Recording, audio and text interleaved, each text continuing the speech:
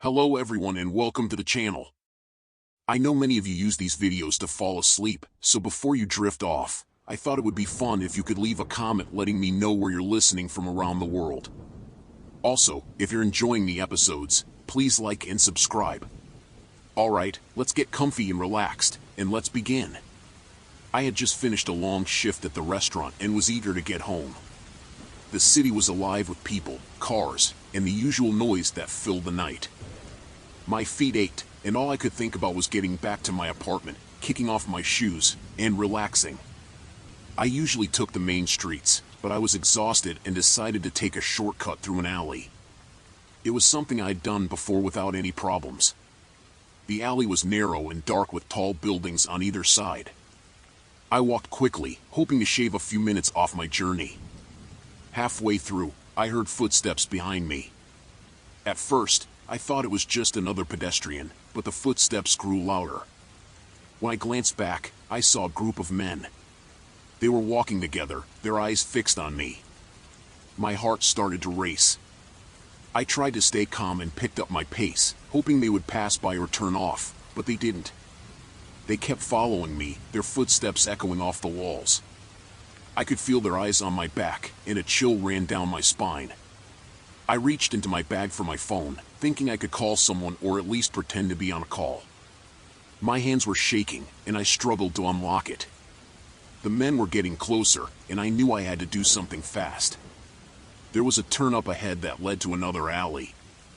I took it, hoping to lose them, but when I looked back, they were still there and had spread out, blocking my way back. Panic set in. I felt trapped. I started running, my breath coming in short gasps. My mind raced, trying to come up with a plan. I spotted a fire escape ladder hanging low enough to reach.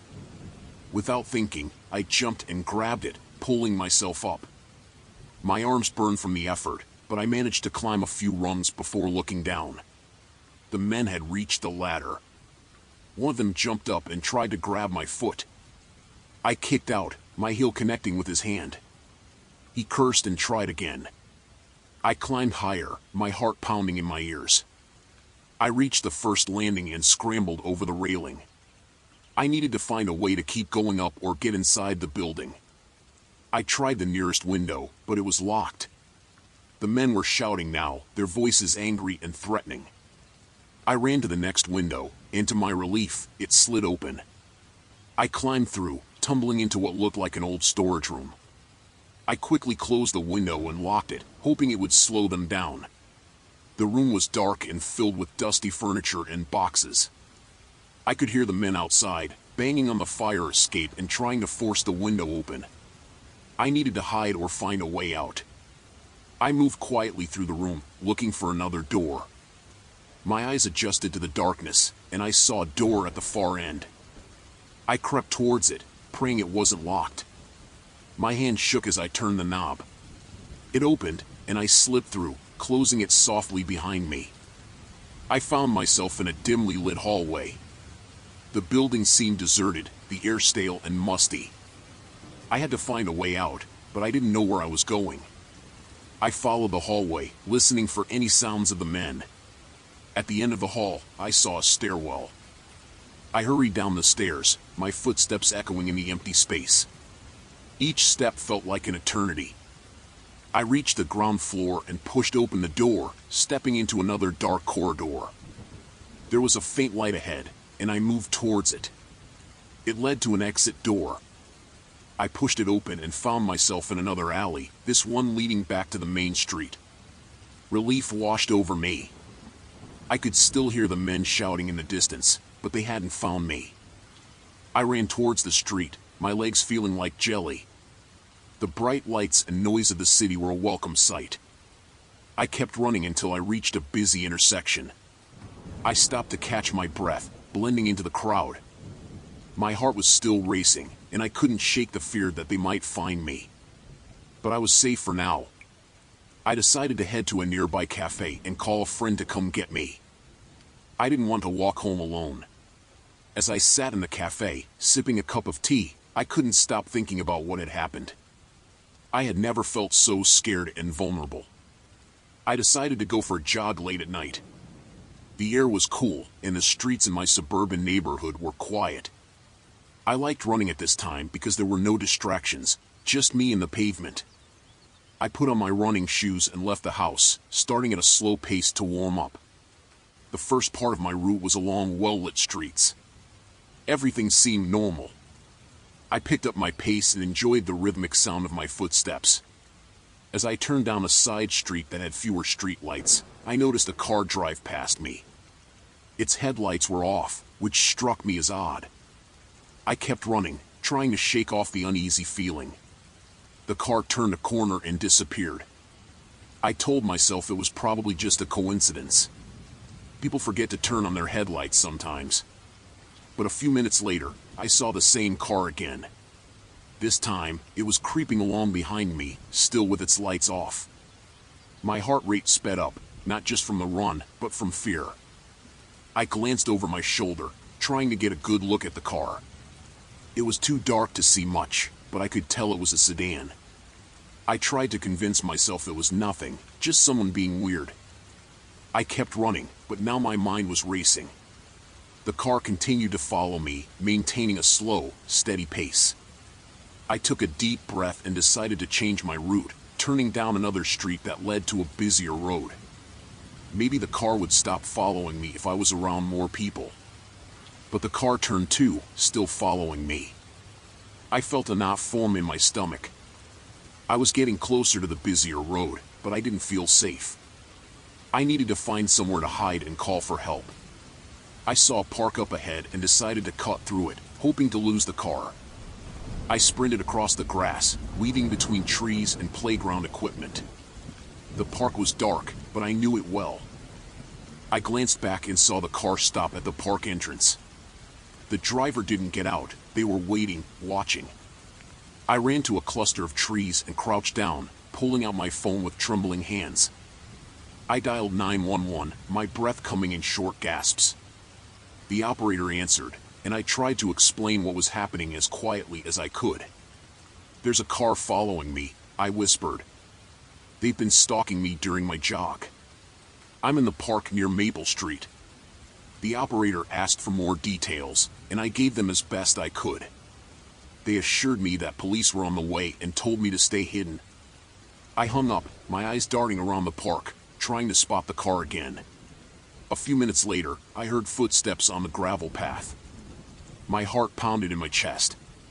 I peeked out from behind the tree and saw a man walking towards the playground. He was tall and wearing dark clothes. I couldn't see his face clearly, but he moved with purpose, like he was searching for something or someone. I pressed myself against the tree, trying to make myself as small as possible. The man walked past the playground, looking around. He was getting closer to where I was hiding. I held my breath, hoping he wouldn't see me.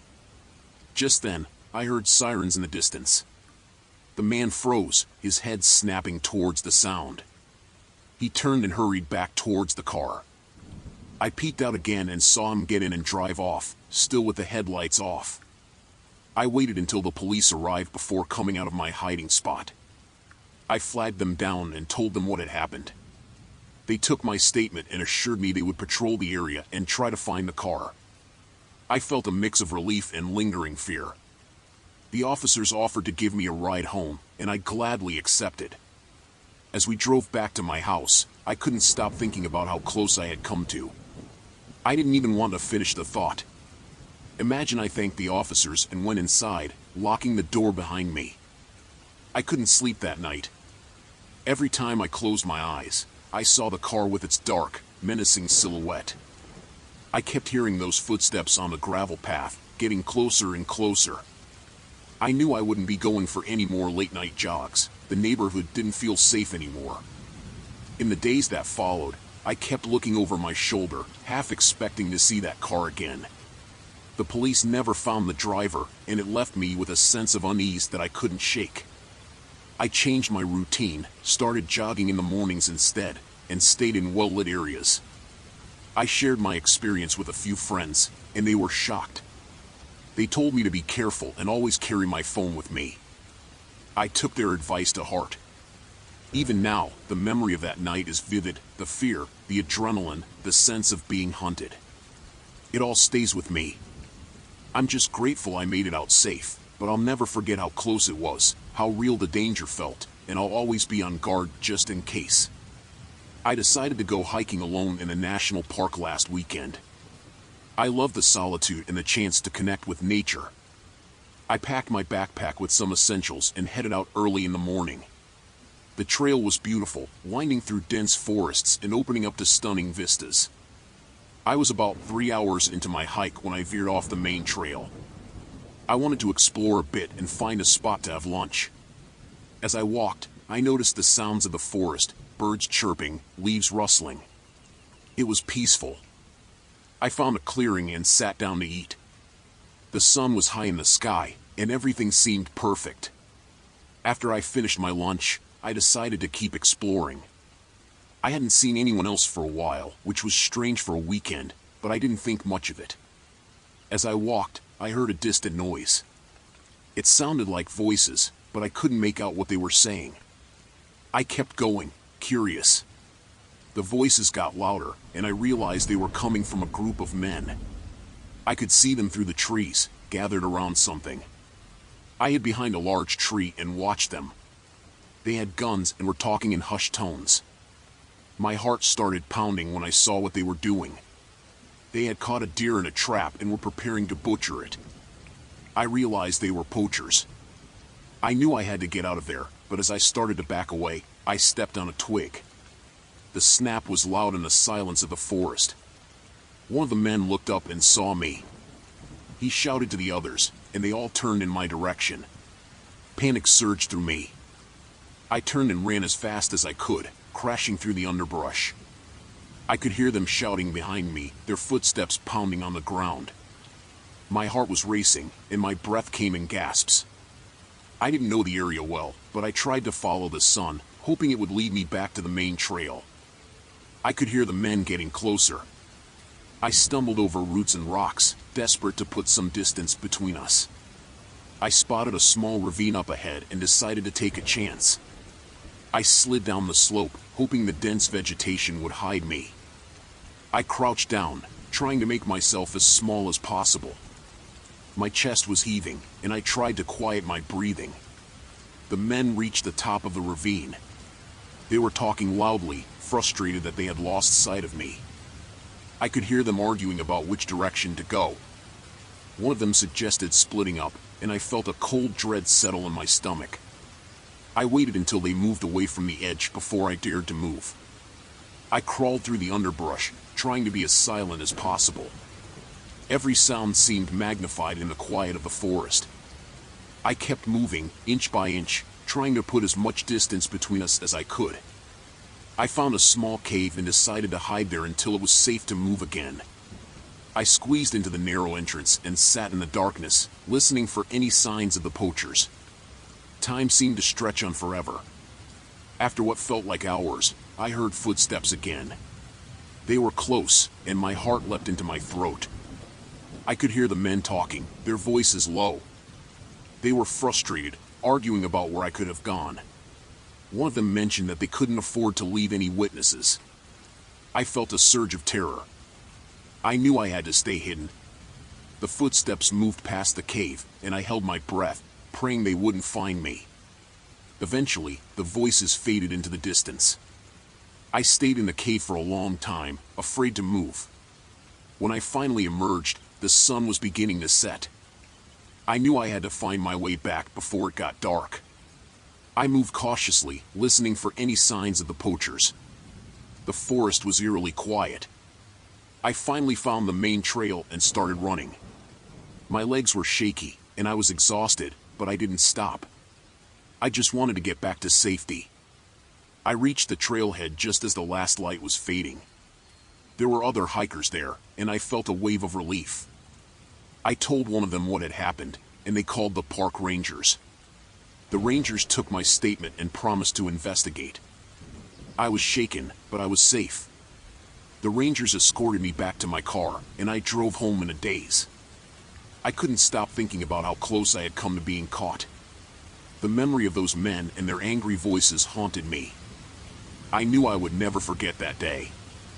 From now on, I would be much more cautious when hiking alone. I had been driving for a rideshare company for about 6 months. It was mostly easy money, and I enjoyed meeting new people. It was a Friday night, and the city was alive with energy. My car was clean, my gas tank was full, and I was ready for a busy shift. I got a ping for a pickup in a quieter part of town. The passenger's name was Jason. I drove over and waited outside the address. A man in his mid-30s, wearing a hoodie pulled low over his face, approached the car. He glanced around before getting in the back seat. "Jason?" I asked, glancing in the rearview mirror. "Yeah, that's me," he replied, his voice flat. "Let's go."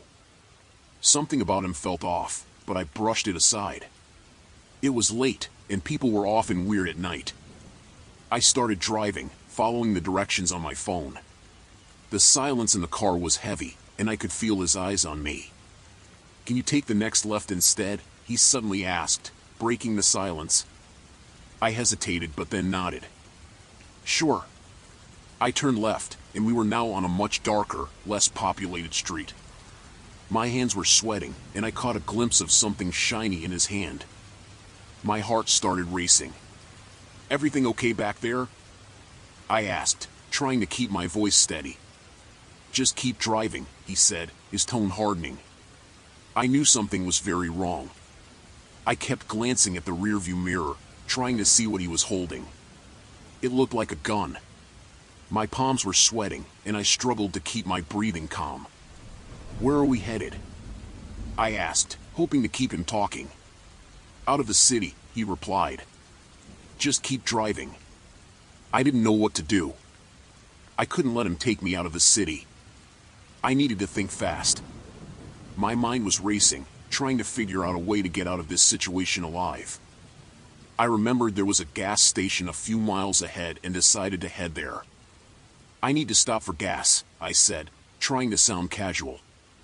"Fine, make it quick," he said, shifting in his seat. I pulled into the gas station and parked next to a pump. "I'll just be a minute," I said, getting out of the car. My legs felt weak as I walked into the station.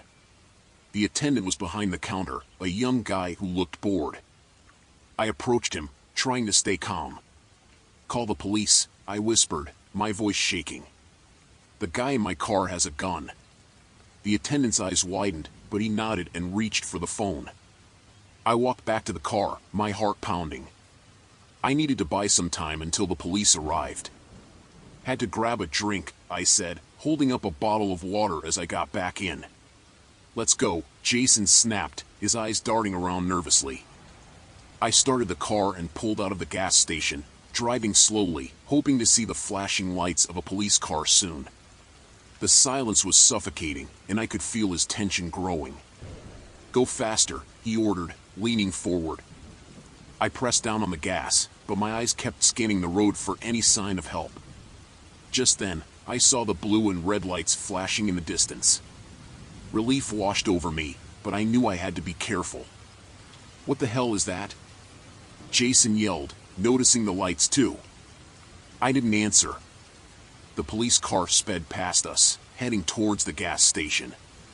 Jason cursed under his breath, and I took a deep breath, trying to stay calm. "We need to change cars," he said suddenly. "Pull over." My mind raced. I couldn't let him take me. As I pulled over, I spotted a construction site up ahead. I had an idea, but it was risky. "All right," I said, stopping the car. "Just don't shoot." He opened the door and got out, still holding the gun. I waited until he was halfway around the car, then I slammed my foot on the gas, speeding off and leaving him behind. I heard him yell, and a shot rang out, shattering my rear window.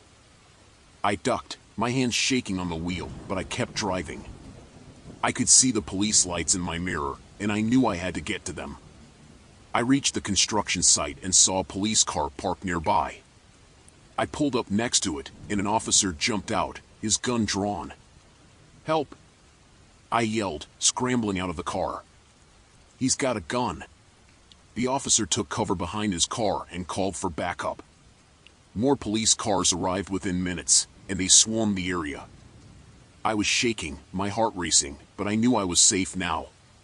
They found Jason hiding in a nearby alley, his gun still in his hand. He was arrested and taken away. The police told me he was a fugitive wanted for several crimes. I couldn't believe I had picked him up. It took a while for my nerves to settle, but I was just glad to be alive. The police praised me for keeping my cool, but I knew it was mostly luck. I quit driving for the rideshare company after that. I couldn't risk another night like that. Looking back, it felt like a nightmare, but it was real, and it reminded me how quickly things can go wrong. I had been looking forward to this fishing trip for months. The remote lake was supposed to be a peaceful getaway, a place to clear my head and enjoy some quiet time. I had packed my gear, some food, and enough supplies for a couple of days. The drive was long, and the road turned from pavement to gravel and then to a narrow dirt path. The lake was isolated, surrounded by dense woods. It was perfect. I set up my tent near the water's edge, unloaded my gear, and prepared my fishing rod. The lake was calm, and the sound of the water lapping against the shore was soothing. I spent the first few hours just casting my line, enjoying the solitude. The sun was setting, painting the sky in shades of orange and pink. It was everything I had hoped for. As it got dark, I made a small fire and cooked some dinner. I was feeling relaxed, thinking about the next day and the fish I might catch.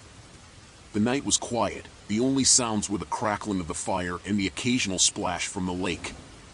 I decided to turn in early, wanting to be up at dawn to start fishing again. I woke up just as the sun was rising.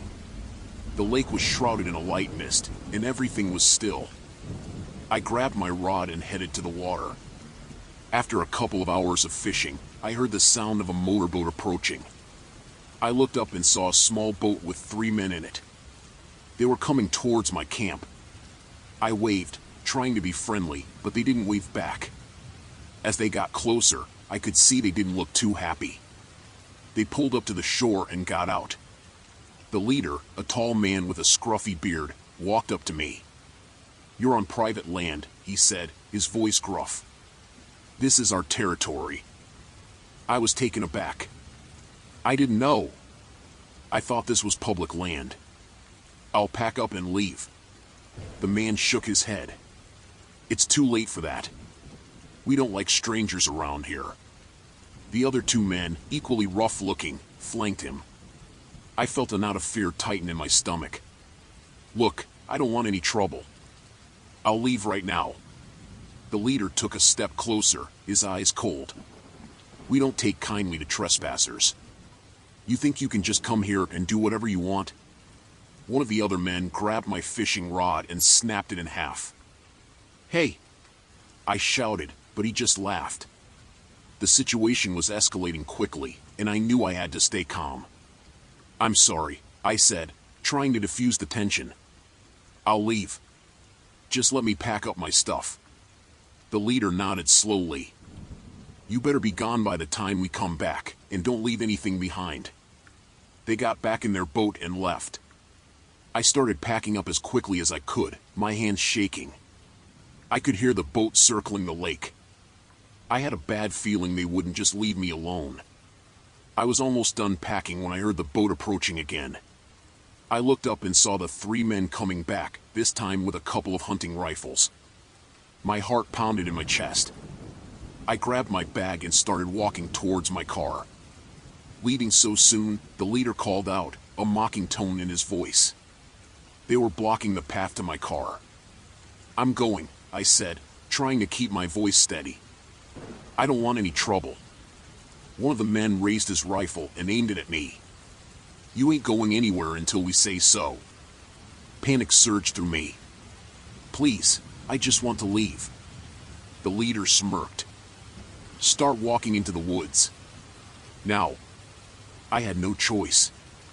I turned and started walking into the dense forest, my mind racing. I could hear them following me, their footsteps heavy and deliberate. I had to find a way out of this. We walked for what felt like hours. The woods were thick, and it was hard to see more than a few feet ahead. Suddenly, they stopped. "Get on your knees," the leader ordered. I hesitated, and one of the men shoved me hard, forcing me down. My knees hit the ground painfully. "You think you can come here and fish in our lake?" the leader said, his voice filled with anger. "You think you can just leave without paying for it?" I was trembling, my mind searching for a way out. "Please, just let me go. I won't tell anyone." The leader laughed. "Oh, you're not going to tell anyone anything." At that moment, I saw a glimmer of hope. There was a dense thicket to my right. If I could just get up and run. Without thinking, I bolted to my feet and dashed into the thicket. Branches scratched my face and arms, but I didn't stop. I could hear them shouting behind me, the sound of gunshots echoing through the trees.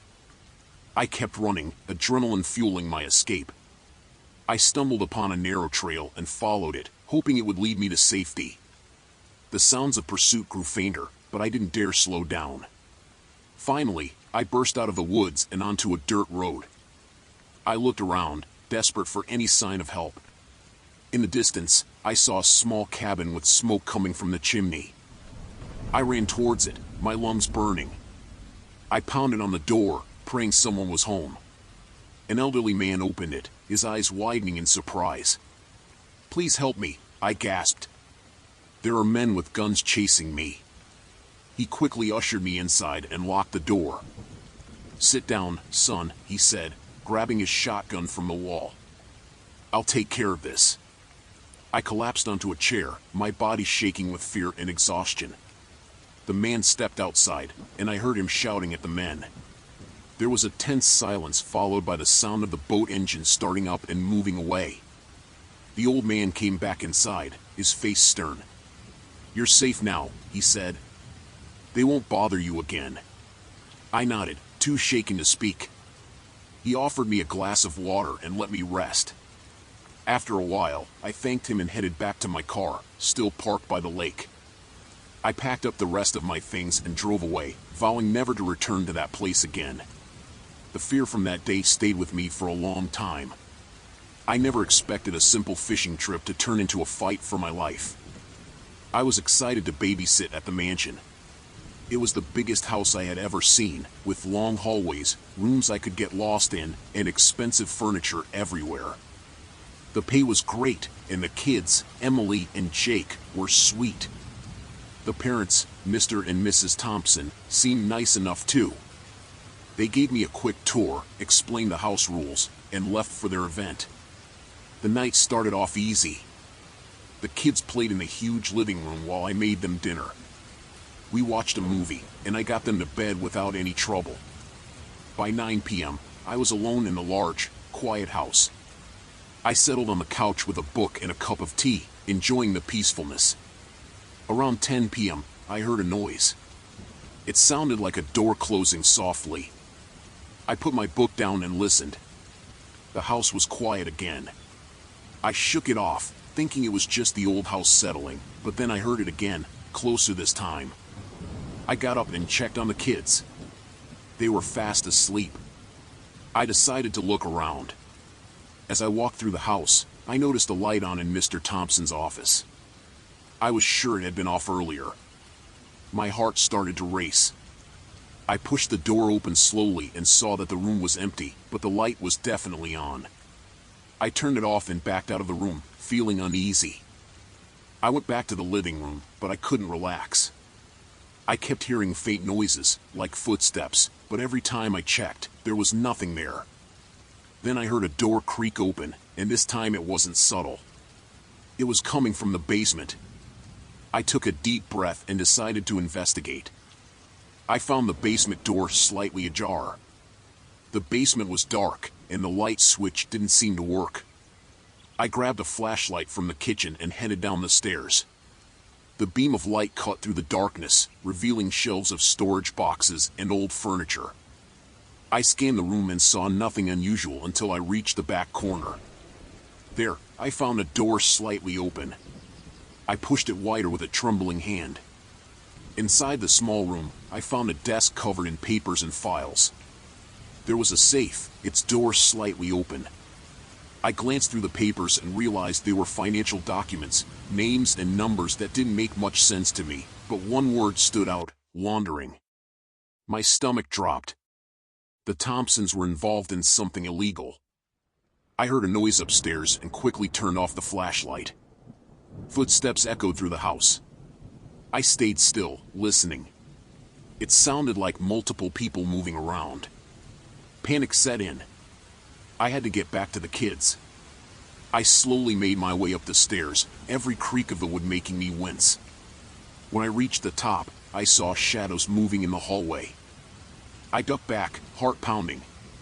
I needed to get to the kids without being seen. I crept along the walls, staying in the shadows, and made it to the kids' room. I woke them quietly, telling them we needed to hide.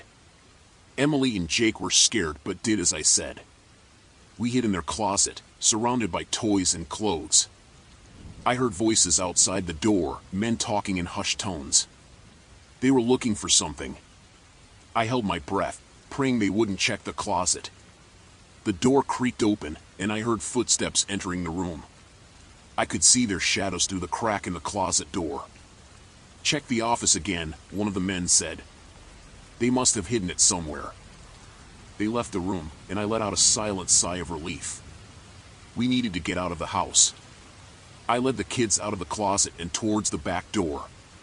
The house was a maze, and it was hard to avoid the men. We made it to the kitchen, and I grabbed the phone to call the police, but the line was dead. They must have cut it. I led the kids to the back door, but just as I opened it, one of the men spotted us. "Hey!" he shouted. We ran into the yard, my heart racing. I heard him chasing us, his footsteps getting closer. We made it to the edge of the property, where there was a small gate leading to the neighbor's yard. We squeezed through the gate and ran to the neighbor's house. I pounded on the door, praying someone would answer. Lights came on inside, and an elderly woman opened the door. "Please help us," I gasped. "Call the police." She quickly ushered us in and locked the door. She called the police while I tried to calm the kids down. We could hear the men outside, but they didn't try to follow us into the neighbor's house. The police arrived quickly and arrested the men. They searched the Thompsons' house and found more evidence of their crimes. It turned out the Thompsons had been laundering money for a criminal organization. The men who broke in were their associates, looking for documents that could incriminate them. The police assured me that the kids and I were safe, but I couldn't shake the feeling of fear that had gripped me that night. The Thompsons were arrested, and the kids went to stay with relatives. I was hailed as a hero for protecting them, but all I could think about was how close we had come to something terrible happening. That night changed me. I never took safety for granted again, and I never babysat in a big, empty house after dark ever again. I decided to take a solo camping trip in the national forest. I needed a break from everything, and the idea of being out in nature, away from people, sounded perfect. I packed my gear, drove out to a remote spot, and hiked a few miles into the forest to set up camp. It was peaceful, the only sounds were birds and the rustling of leaves. I set up my tent by a small stream and started a fire. As the sun set, I cooked dinner and enjoyed the quiet. The stars came out, and I felt at ease. I went to bed early, tired from the hike. Around midnight, I woke up to the sound of footsteps outside my tent. My heart raced. I stayed still, listening. The footsteps were slow and deliberate, circling my campsite. I grabbed my flashlight and unzipped the tent, shining the light outside. I saw nothing. I listened for a moment longer, then convinced myself it was just an animal. I zipped the tent back up and lay down, trying to calm my nerves. Sleep didn't come easily, but eventually, I drifted off. In the morning, I found footprints around my campsite. They were definitely human. My stomach churned. Someone had been here, watching me. I decided to stay another night, but to be more cautious. I spent the day hiking and exploring, but I couldn't shake the uneasy feeling. That evening, as I was sitting by the fire, I heard voices in the distance. They were getting closer. I put out the fire quickly and hid behind a tree, watching. Two men emerged from the darkness, armed with rifles. They looked rough, like they had been out here a long time. They started poking around my campsite, talking to each other in low voices. I couldn't make out what they were saying, but they didn't seem happy. One of them kicked my tent and shouted, "We know you're out here. Come out now, and we won't hurt you." I stayed hidden, my heart pounding. They were looking for me. The other man started searching the bushes, getting closer to my hiding spot. I knew I had to move, but every step I took made a noise. Suddenly, the man shone his flashlight in my direction. "There he is," he yelled. I bolted, running through the trees as fast as I could. The men shouted and started after me. I could hear their footsteps and the snap of branches as they closed in. I tripped over a root and fell hard, scraping my hands and knees. I scrambled up and kept running, adrenaline pumping. I found a thick cluster of bushes and dived into them, trying to catch my breath. I heard the men pass by, cursing and calling out to each other. I stayed still, afraid to move. After what felt like hours, their voices faded. I knew I couldn't go back to my campsite. I had to get out of the forest.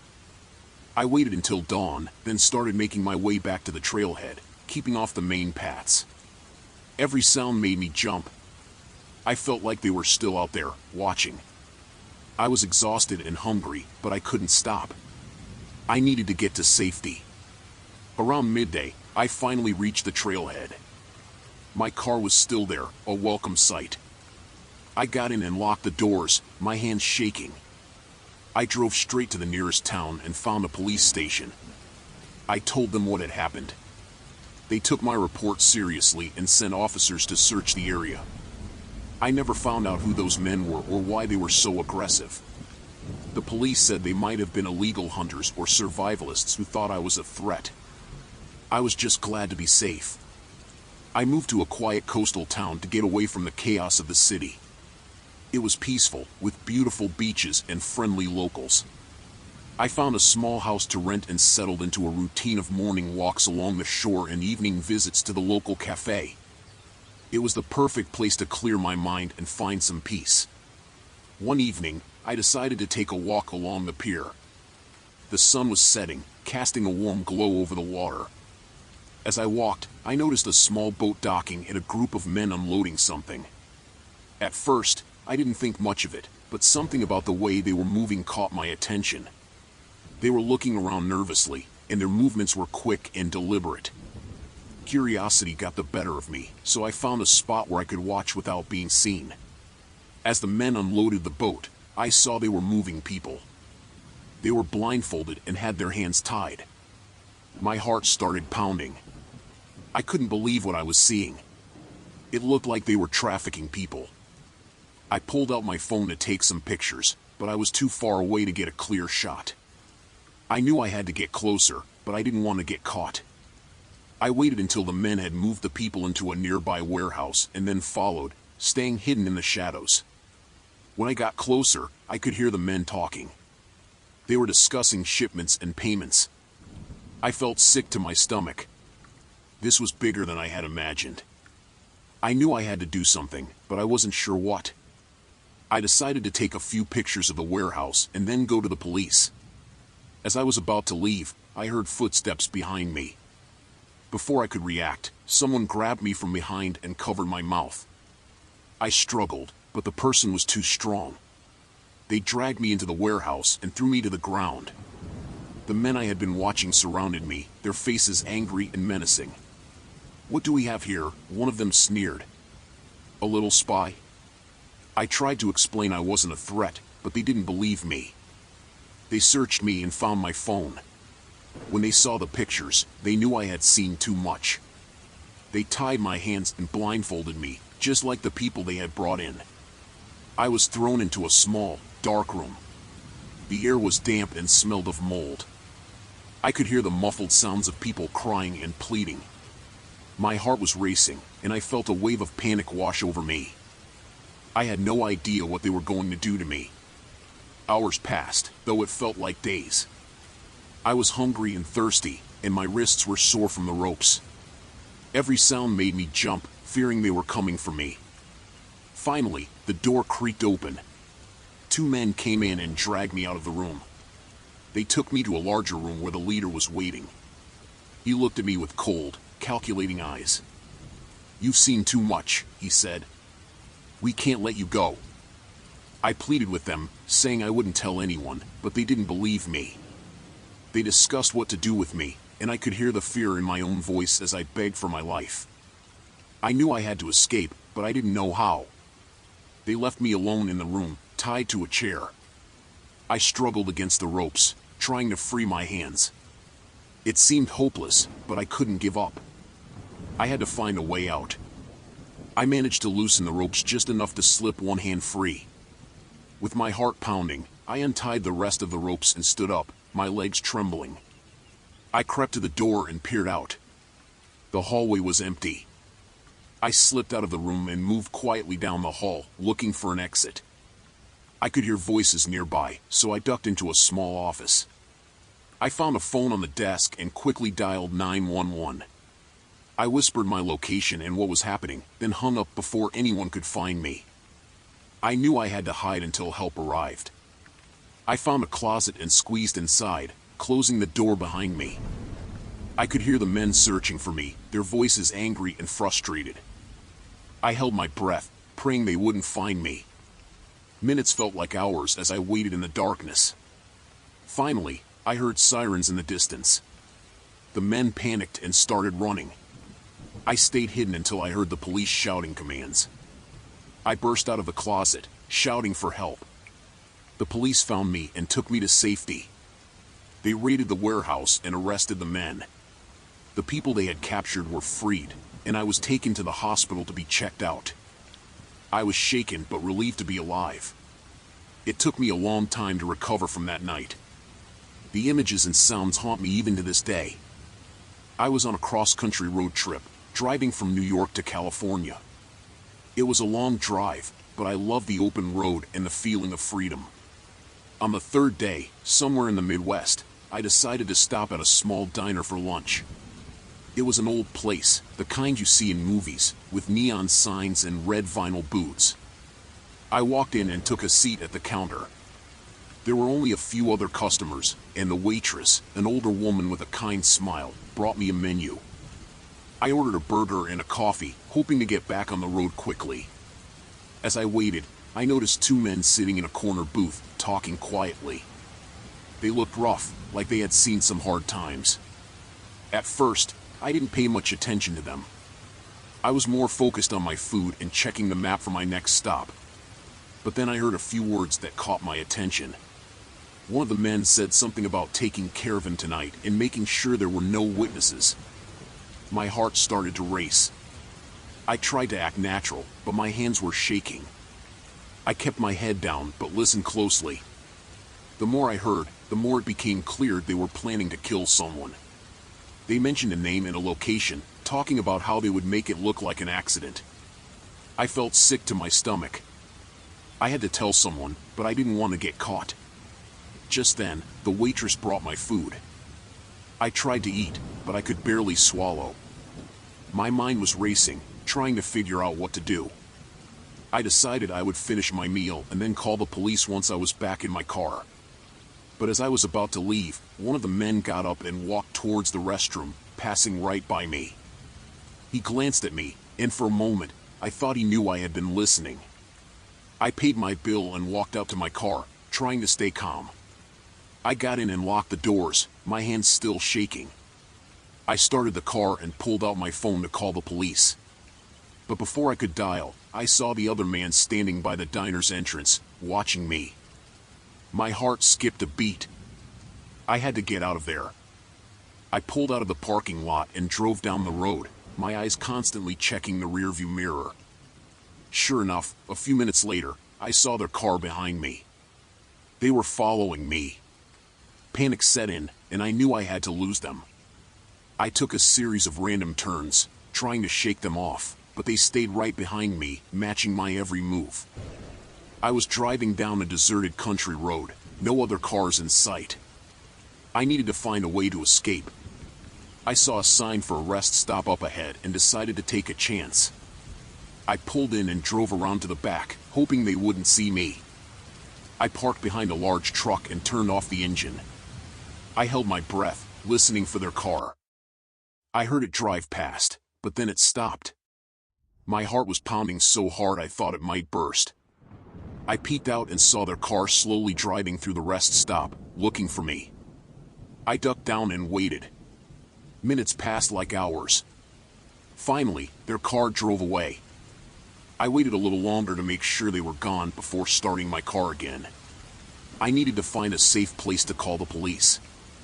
I drove back to the main road and headed for the next town. It was a small place, with only a few buildings. I found a gas station and pulled in, going straight to the payphone. My hands were still shaking as I dialed 911. I told the operator everything I had heard and where I was. They said they would send someone right away and told me to stay put. I hung up and waited, my eyes scanning the road for any sign of the men. About 15 minutes later, a police car pulled in. I ran over and told the officer what had happened. He took my statement and promised they would look into it. I felt a little safer, but I couldn't shake the feeling that I was still in danger. The officer escorted me to the local police station, where I gave him a more detailed statement. They assured me they would investigate and told me to be careful. I thanked them and got back on the road, but the fear stayed with me for the rest of my trip. I kept looking over my shoulder, worried they might find me again. Every car that pulled up behind me made my heart race. It was a relief when I finally reached California, but I knew I would never forget the terrifying experience. I later heard from the police that they had arrested the two men. They had been planning to kill a local businessman over a debt. Knowing they were off the streets helped me sleep a little better, but the memory of that day is still in my head all the time. I was house sitting for my aunt in a quiet rural area. She had a cozy little place surrounded by fields and woods. It was supposed to be a peaceful getaway for me while she visited her sister. The first couple of days were just that, peaceful. On the third day, I noticed something odd about the house next door. It was an old farmhouse, run down and usually empty. I knew my aunt said no one lived there, but that afternoon, I saw a car parked out front. I thought maybe someone had bought the place and was checking it out. Later that evening, I saw lights on in the house. They were bright, too bright for a house like that. They stayed on all night, and I found it strange. I tried not to think too much about it, but I couldn't help feeling uneasy. The next morning, I saw more cars arriving. Men got out and went into the house, carrying large bags and boxes. They looked rough, not the type you'd expect to see moving into a quiet country home. I started to get a bad feeling. As the day went on, I kept an eye on the house. I saw smoke coming from one of the windows. It didn't look like normal smoke from a chimney, more like something was burning inside. I tried to brush it off, but my curiosity got the best of me. That evening, I decided to take a closer look. I walked my dog along the edge of the property, trying to get a better view without being obvious. The men were moving around inside, and I could hear the hum of machinery. I realized they weren't moving in, they were setting something up. I went back to my aunt's house and locked all the doors and windows. I couldn't shake the feeling that something illegal was going on next door. I decided to call my aunt and tell her what I had seen. She agreed it sounded suspicious and told me to stay inside and be careful. The next day, I tried to go about my routine, but I was too on edge. I saw more cars coming and going, and the men were always carrying things in and out.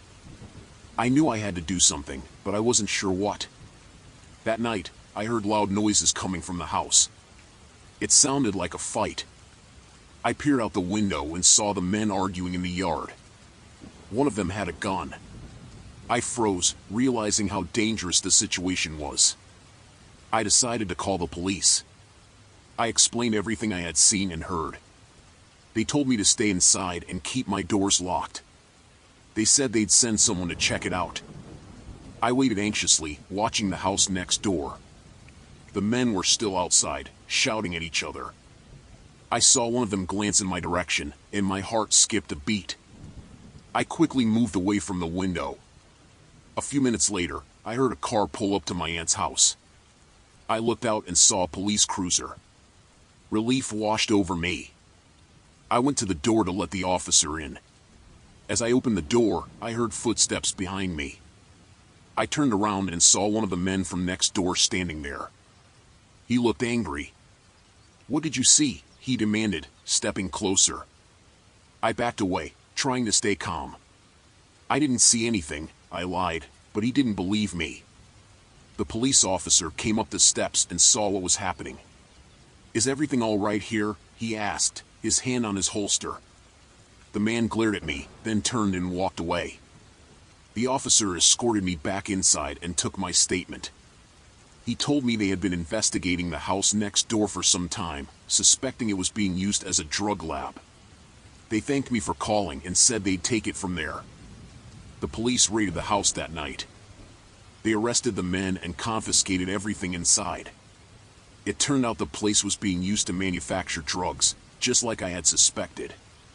I stayed at my aunt's house until she returned, but I never felt completely safe again. I kept the doors locked and didn't go outside unless I had to. I was relieved when my aunt finally came home and I could leave. The experience left me shaken. I learned how quickly a peaceful place could become dangerous. I was grateful for the police and that nothing worse had happened. I took a job as a security guard at a gated community. It seemed like an easy gig. The neighborhood was quiet, full of well-off families. My job was to patrol the area, check IDs, and make sure nothing went wrong. I didn't expect much excitement, but that changed quickly. One evening, I was doing my rounds when I noticed a man I'd never seen before. He was standing outside one of the houses, just staring at it. He wore a hoodie, and I couldn't see his face clearly. Something about him felt off. I approached him, asking if he needed help. He turned quickly, his face hidden in the shadows. "Just visiting a friend," he muttered and walked away. I watched him go, but he never entered a house. Instead, he disappeared around a corner. I went back to the security office and checked the visitor logs. There was no record of anyone visiting that address. It bothered me, but I tried to shake it off. Maybe he was lost, I thought. A few days later, I saw him again, this time near the playground. He was watching the kids play. I approached him again, but he walked away before I could say anything. I reported it to my supervisor, who told me to keep an eye out but not to worry too much. That night, I couldn't sleep. I kept thinking about the man. Who was he? Why was he hanging around the neighborhood without a reason? I decided to dig a little deeper. The next day, I checked the security cameras. I found footage of him walking around late at night, looking into windows. He always wore that same hoodie, keeping his face hidden. My gut told me something was very wrong. I started watching the house he seemed most interested in. It belonged to a man named Mr. Collins, who lived alone. He was a quiet guy, kept to himself. I didn't know much about him, but I decided to do some checking. I ran a background check on Mr. Collins. What I found made my blood run cold. His real name was Michael Tate, and he was a wanted criminal. He had been on the run for years, suspected of several violent crimes. I couldn't believe it. How had he managed to live here unnoticed? I reported my findings to my supervisor, who contacted the police. They told us to be cautious and not to alert Tate. They would handle it. I felt a mix of fear and relief. At least something was being done. That night, I couldn't stop thinking about it. I decided to take one last look at the cameras before going home. What I saw terrified me. The man in the hoodie was back, but this time he wasn't alone. He had a gun. I called the police immediately, telling them what I saw. They told me to stay put and wait for them. I watched the screen, my heart pounding, as the man and Tate talked. I couldn't hear them, but their body language was tense. Minutes felt like hours. I heard sirens in the distance, getting closer. The man in the hoodie must have heard them too, because he turned and ran. Tate stood there for a moment before heading back inside. The police arrived and surrounded the house. They moved in quickly, arresting Tate without much trouble. They never caught the man in the hoodie. He had vanished into the night. The aftermath was a blur. The police questioned me for hours, going over every detail. They told me Tate had been living under a false identity for years, right under everyone's noses. The man in the hoodie was likely an accomplice or someone with a grudge. I couldn't go back to work for a while. The fear and anxiety were too much. When I did return, the neighborhood felt different. The residents were on edge, always looking over their shoulders. I kept doing my job, but I was always alert, always watching. Months passed, and things slowly returned to normal, but I never forgot that night. It changed me.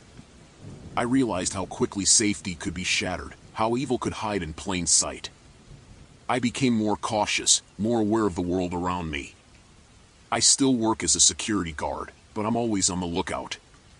I know the dangers that can lurk behind friendly faces and quiet streets. I went to a big music festival last summer with my friends. We were all excited. The atmosphere was electric, and the music was amazing. Everything seemed perfect at first. We danced, laughed, and enjoyed the shows. It was crowded, but that just added to the excitement. After a while, I needed to use the restroom.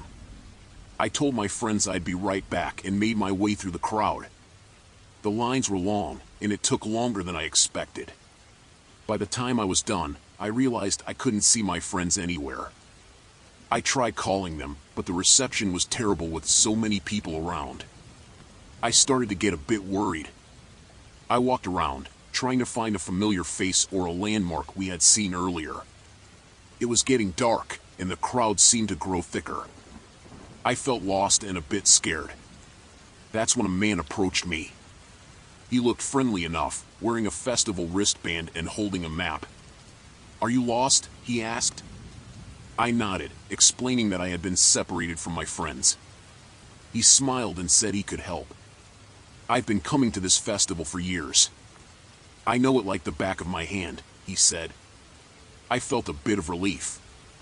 Maybe he could help me find my way back to the main stage, where we had agreed to meet if we got separated. We started walking together, and he pointed out different spots he said were important. As we walked, I noticed he was steering me away from the crowd. I mentioned it, and he said he knew a shortcut. Something didn't feel right, but I was so anxious to find my friends that I ignored my gut feeling. We ended up in a less crowded area near the edge of the festival grounds. It was darker, and the noise from the stages was distant. My heart started to race. I asked him where we were going, and his friendly demeanor changed. He grabbed my wrist tightly and said, "You're not going anywhere until I say so." Panic set in. I tried to pull away, but his grip was strong. He dragged me towards a secluded spot, away from the lights and people. I screamed for help, but the music drowned out my voice. He pushed me against the fence, and I could see the malicious intent in his eyes. I was terrified. Desperation gave me strength. I kicked and struggled, managing to land a hard kick to his shin. He loosened his grip for a second, and I took my chance. I twisted free and ran as fast as I could back towards the crowd. I didn't look back. My heart was pounding, and I was shaking with fear. I ran into a group of people and screamed for help. They could see I was in distress and immediately surrounded me. I told them what happened, and they quickly flagged down a security guard.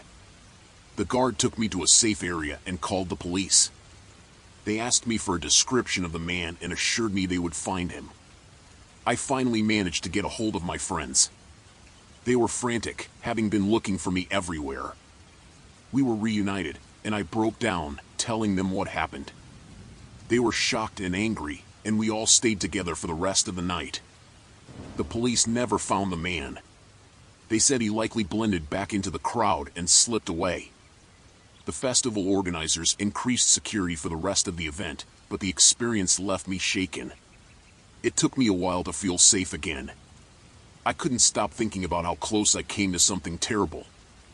I learned to trust my instincts and be more cautious, especially in large crowds. It was a horrifying experience, but I was grateful to have escaped unharmed. I still go to festivals, but I'm always more aware of my surroundings. I stick close to my friends and make sure we have a plan in case we get separated.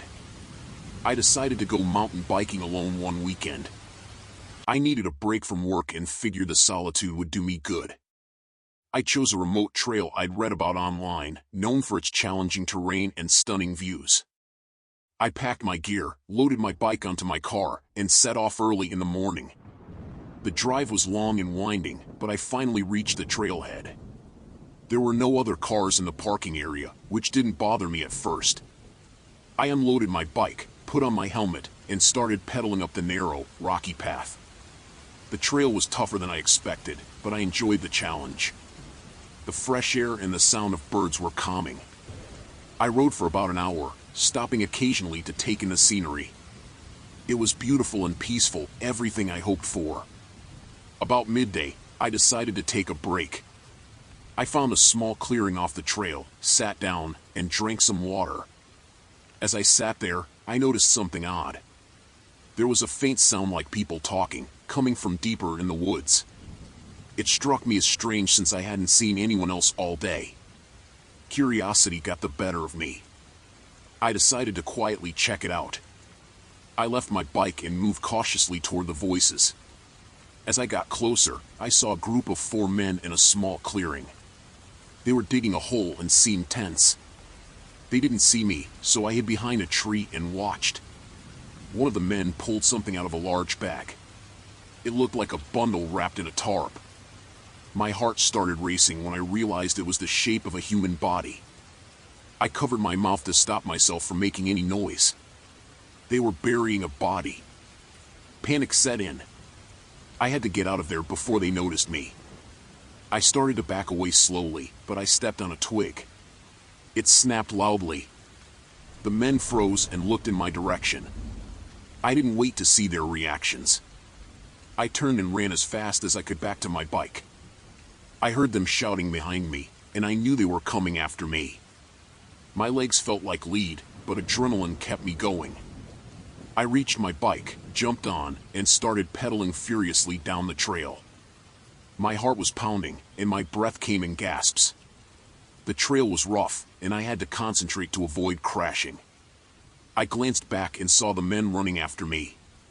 They were shouting, telling me to stop. I pushed harder, knowing I couldn't let them catch me.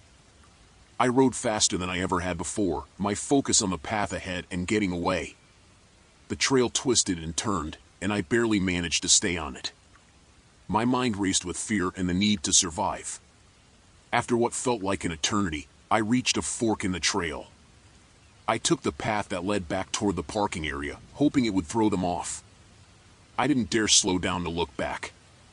I could still hear their shouts, but they were getting fainter. I finally reached the parking area, my legs burning and my lungs on fire.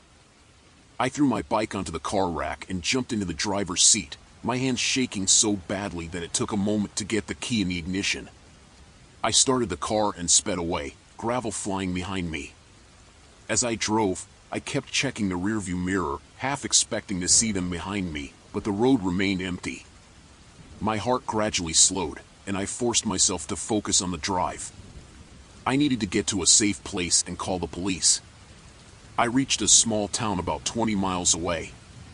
I pulled into a gas station and called 911. I told the dispatcher everything, from the voices I heard to the men chasing me. They told me to stay put and wait for the police. The police arrived quickly. I repeated my story to them, and they took it seriously. They sent officers to the trailhead and the clearing where I saw the men. They also told me to stay somewhere safe for the night. I checked into a motel, still shaken by the day's events. Sleep didn't come easily. Every sound made me jump, and my mind kept replaying the moment those men saw me. I kept thinking about what could have happened if they had caught me. The police contacted me the next day. They hadn't found the men yet, but they assured me they were looking. They told me to be careful and report anything suspicious. I drove home, grateful to be alive but haunted by what I'd seen. I don't think I'll ever go mountain biking alone again. I decided to take a break from the city and booked a weekend at a remote bed and breakfast. I needed the peace and quiet. The place was charming in the photos, a big old house surrounded by trees, far from any town. I thought it would be perfect for some rest and relaxation. I arrived late in the afternoon, the sun setting and casting long shadows over the gravel driveway. The house looked just like the pictures, but something about it felt off. I shrugged it off as nerves from the long drive. I grabbed my bag and walked up to the front door. The owners, a middle-aged couple named Jane and Tom, greeted me warmly. They seemed nice enough, but there was something in their eyes that made me uneasy. Jane led me to my room, a cozy space with a big bed and a window overlooking the forest. She told me dinner would be ready in an hour. I unpacked and freshened up. As I walked down the creaky stairs, I noticed the house was very quiet. I was the only guest, which seemed odd for a weekend. At dinner, Jane and Tom sat with me, asking a lot of questions about my life. Their interest felt intrusive, but I answered politely. After dinner, I wanted to explore the house a bit. I wandered through the dimly lit hallways, looking at old photographs and knickknacks. The air felt heavy, and the silence was almost suffocating. I found a small library and decided to read for a while. As I settled into a chair, I heard whispering. It sounded like Jane and Tom, but I couldn't make out what they were saying. I put the book down and followed the voices. They were coming from the kitchen. I moved closer and peered through the crack in the door. Jane and Tom were arguing in hushed tones. I couldn't hear much, but I caught phrases like "she doesn't know" and "we need to be careful." My stomach tightened. I backed away quietly and went back to my room. That night, I couldn't sleep. Every creak and groan of the old house made me jump. I kept thinking about the argument I overheard. What didn't I know? What did they need to be careful about? My mind raced with possibilities, each one more terrifying than the last. Around midnight, I heard footsteps outside my door. They stopped, and I held my breath, listening intently. After a moment, the footsteps continued down the hall. I got up and locked the door, my heart pounding. I didn't feel safe here anymore. The next morning, Jane and Tom acted like nothing was wrong. They served breakfast with smiles and asked if I slept well. I lied and said I did. I needed to get out of there, but my car was parked far from the house, and I didn't want to raise their suspicion. After breakfast, I said I wanted to take a walk in the woods. Tom offered to join me, but I insisted on going alone. I grabbed my bag and slipped out the back door, heading for the trees. As soon as I was out of sight, I ran towards my car, looking over my shoulder, expecting to see them following me. I reached my car and fumbled with the keys, my hands shaking. I finally got the door open and jumped in, locking it behind me. I started the engine and sped down the driveway, not looking back. As I drove away, I saw Jane and Tom standing on the porch, watching me with those cold eyes. I didn't stop driving until I reached the nearest town. I parked at a gas station and called the police. I told them everything, but without concrete evidence, there wasn't much they could do. They said they'd look into it, but I knew they wouldn't find anything. The whole experience left me shaken. I never found out what Jane and Tom were hiding, and I didn't want to. I was just grateful to be out of there. I never went back to that bed and breakfast, and I never will. Now, whenever I think about taking a trip to get away from it all, I remember that weekend, the quiet house, the strange owners, and the feeling of being watched. I was traveling alone in Eastern Europe, trying to see as much of the region as I could. I had just arrived in a small town that was off the usual tourist track, hoping to experience something different. The town was quaint, with narrow streets and old buildings, and I was excited to explore. I found a small hotel and checked in. The receptionist was friendly, but I noticed a man sitting in the lobby who kept glancing at me. He looked rough, with tattoos on his arms and a scar across his face. I felt uneasy but told myself there was nothing to worry about. After settling in, I decided to walk around and find a place to eat. The streets were quiet, and the few people I saw didn't seem very welcoming. I found a small cafe and ordered some food. As I sat there, I noticed the same man from the hotel standing across the street, watching me. My unease grew, but I tried to ignore it. I finished my meal and headed back to the hotel, feeling paranoid. As I walked, I kept looking over my shoulder, but the man was gone. I reached the hotel and quickly went to my room, locking the door behind me. I tried to shake off the feeling of being watched and went to bed. In the middle of the night, I woke up to a noise outside my door. Before I could react, the door burst open and two men stormed in. One of them was the man from the lobby. They grabbed me and dragged me out of the room. I struggled and shouted, but no one came to help. They took me to a dark, abandoned building on the outskirts of town. They tied me to a chair and started asking questions in a language I didn't understand. I tried to explain that I was just a tourist, but they didn't believe me. They kept calling me a spy and demanding information I didn't have.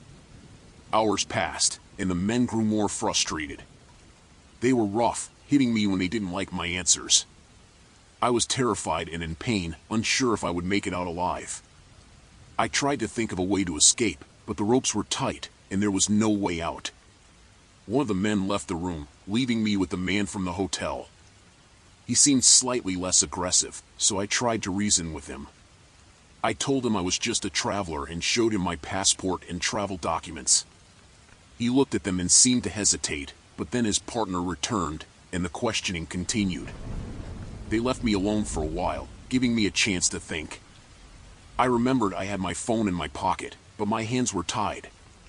I managed to wiggle my fingers and get the phone out, hoping to send a message for help. I fumbled with it, trying to be quiet, and finally sent a text to a friend back home, telling them I was in danger and giving my location. Hours passed, and the men returned. They were angry, saying they didn't believe my story. They seemed to be losing patience. I was scared they would decide to kill me. Then there was a commotion outside the room. Voices shouted, and I heard footsteps running. Suddenly, the door burst open, and a group of police officers stormed in. They tackled the men and freed me from the chair. I was in shock, barely able to comprehend what was happening. The officers took me to a safe place and started asking me questions. They had been tipped off by my friend and managed to track my location. It turned out the men were part of a local gang involved in various criminal activities. They had mistaken me for a spy because of my foreign appearance and suspicious behavior. The police assured me I was safe now and took me back to the hotel to collect my things. The next day, I left the town and made my way back to a bigger city where I felt safer. The experience left me shaken and wary of traveling alone. I couldn't believe how quickly a simple trip had turned into a nightmare. I was grateful to be alive and knew I would never forget the terror of that night. Now, I am much more careful when traveling. I always stay in well-known areas and keep my phone close. I was working the night shift at a 24-hour gas station. It was always quiet around 3 a.m., with only the occasional truck driver stopping for gas or coffee. That night felt different, though. The air seemed heavier, and I couldn't shake the feeling that something was off. I was behind the counter, restocking cigarettes and gum, when I saw a man walk in. He had a hoodie pulled up, covering most of his face. I felt a chill run down my spine. He walked straight up to the counter, and I could see his eyes were darting around nervously. "Hey," he said, his voice low and gruff. "Open the register." I froze for a moment, then slowly moved to the register.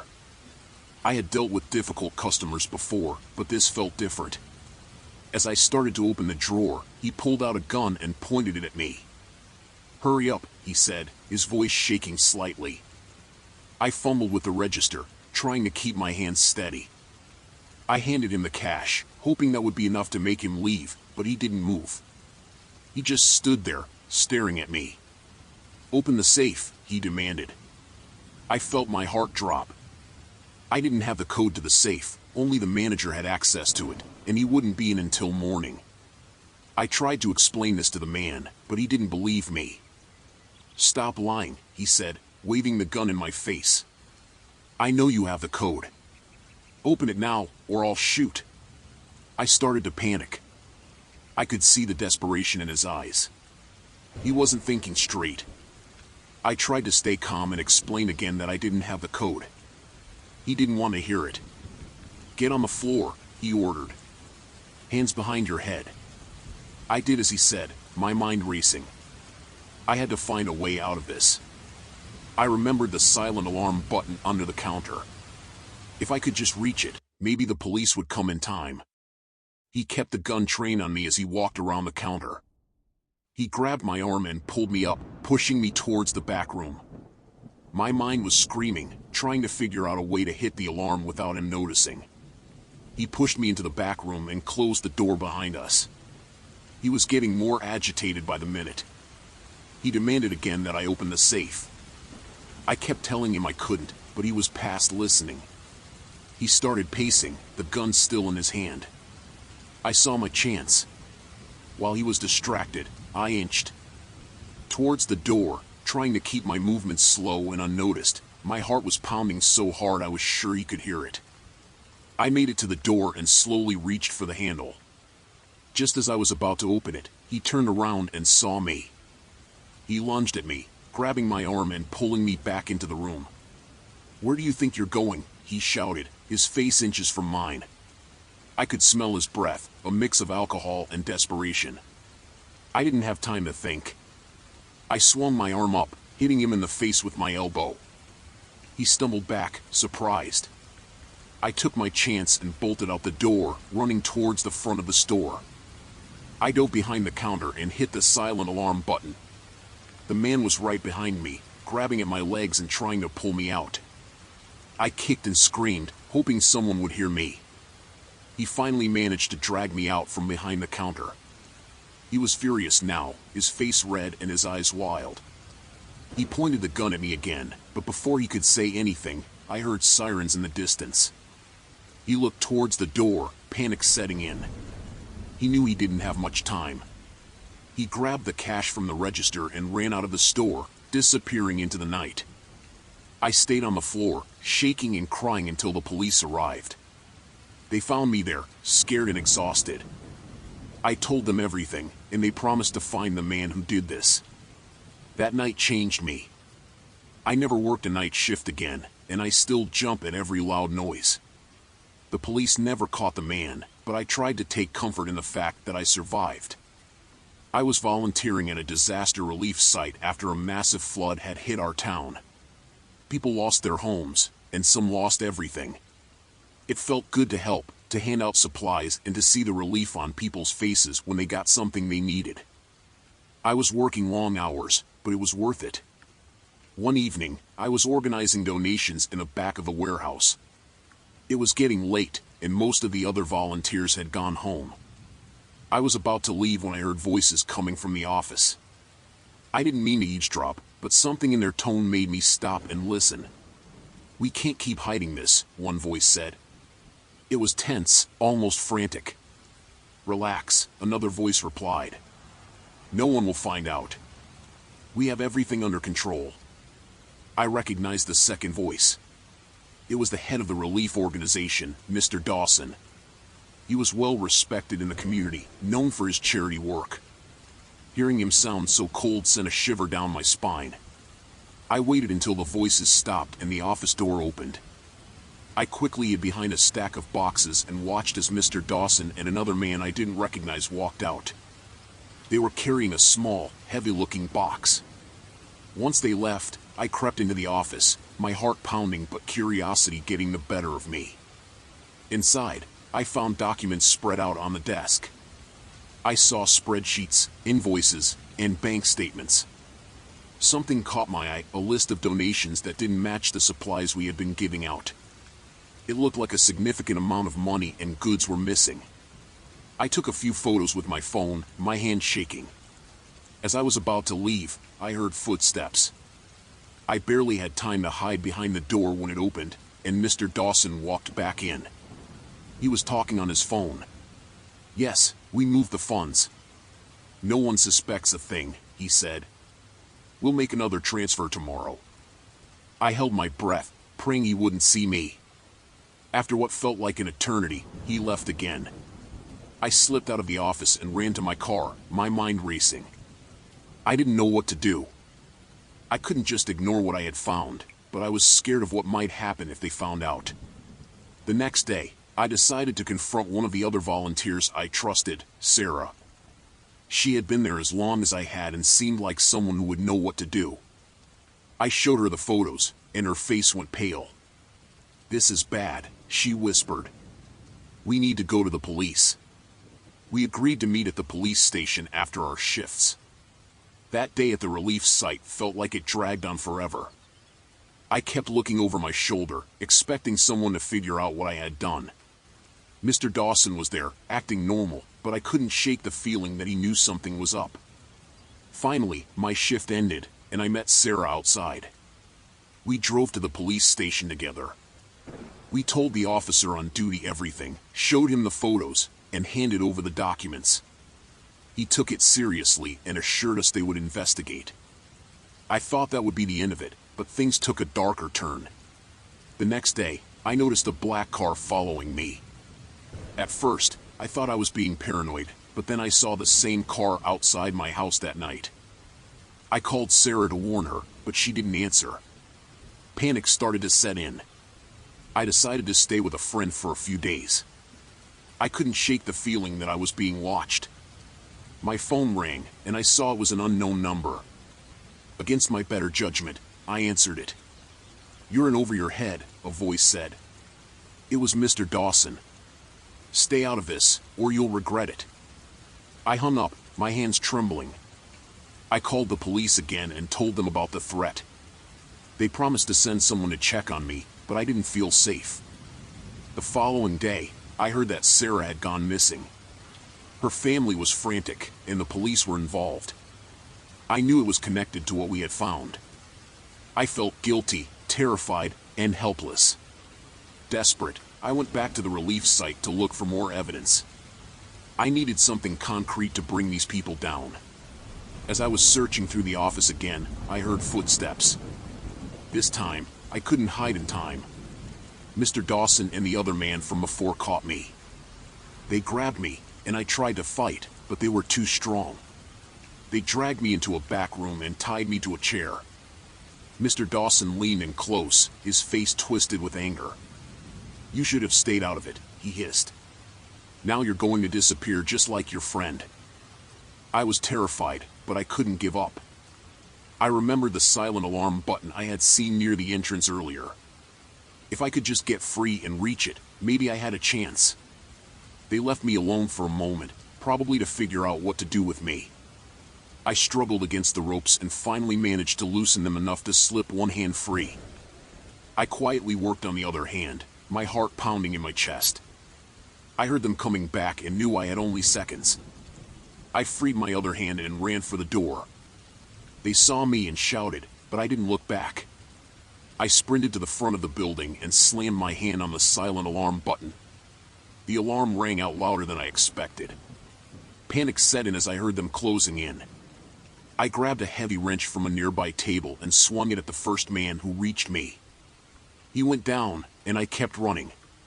Sirens wailed in the distance, and I felt a glimmer of hope. The police arrived just as Mr. Dawson lunged at me. They pulled him off and handcuffed him along with his accomplice. I collapsed on the ground, shaking and exhausted. The police took my statement and reassured me that I was safe now. They found Sarah alive, though shaken, and arrested several others involved in the corruption. It took me a long time to recover from that night. The relief site was shut down, and the community was outraged when the truth came out. I never volunteered there again, but I learned to trust my instincts and stay vigilant. I still think about that night sometimes, about how close I came to disappearing. My car broke down late at night on a deserted highway. It was just my luck. I had been driving back from a friend's house, and I was miles away from the nearest town. My phone had no signal, and the darkness around me was oppressive. I felt completely alone. I tried to stay calm and think about what to do next.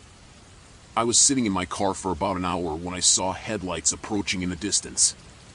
A vehicle was coming towards me. As it got closer, I could see it was an RV. It slowed down and stopped next to my car. The driver, a middle-aged man with a friendly smile, rolled down his window. "Car trouble?" he asked. "Yeah," I replied, trying to sound less desperate than I felt. "It just died on me. No signal on my phone either." "Hop in," he said. "I can give you a ride to the next town. There's a mechanic there who can help you." I hesitated for a moment, but then decided I had no other options. I grabbed my bag and got into his RV. The interior was neat and clean, and it looked comfortable. He introduced himself as Bob and asked me where I was headed.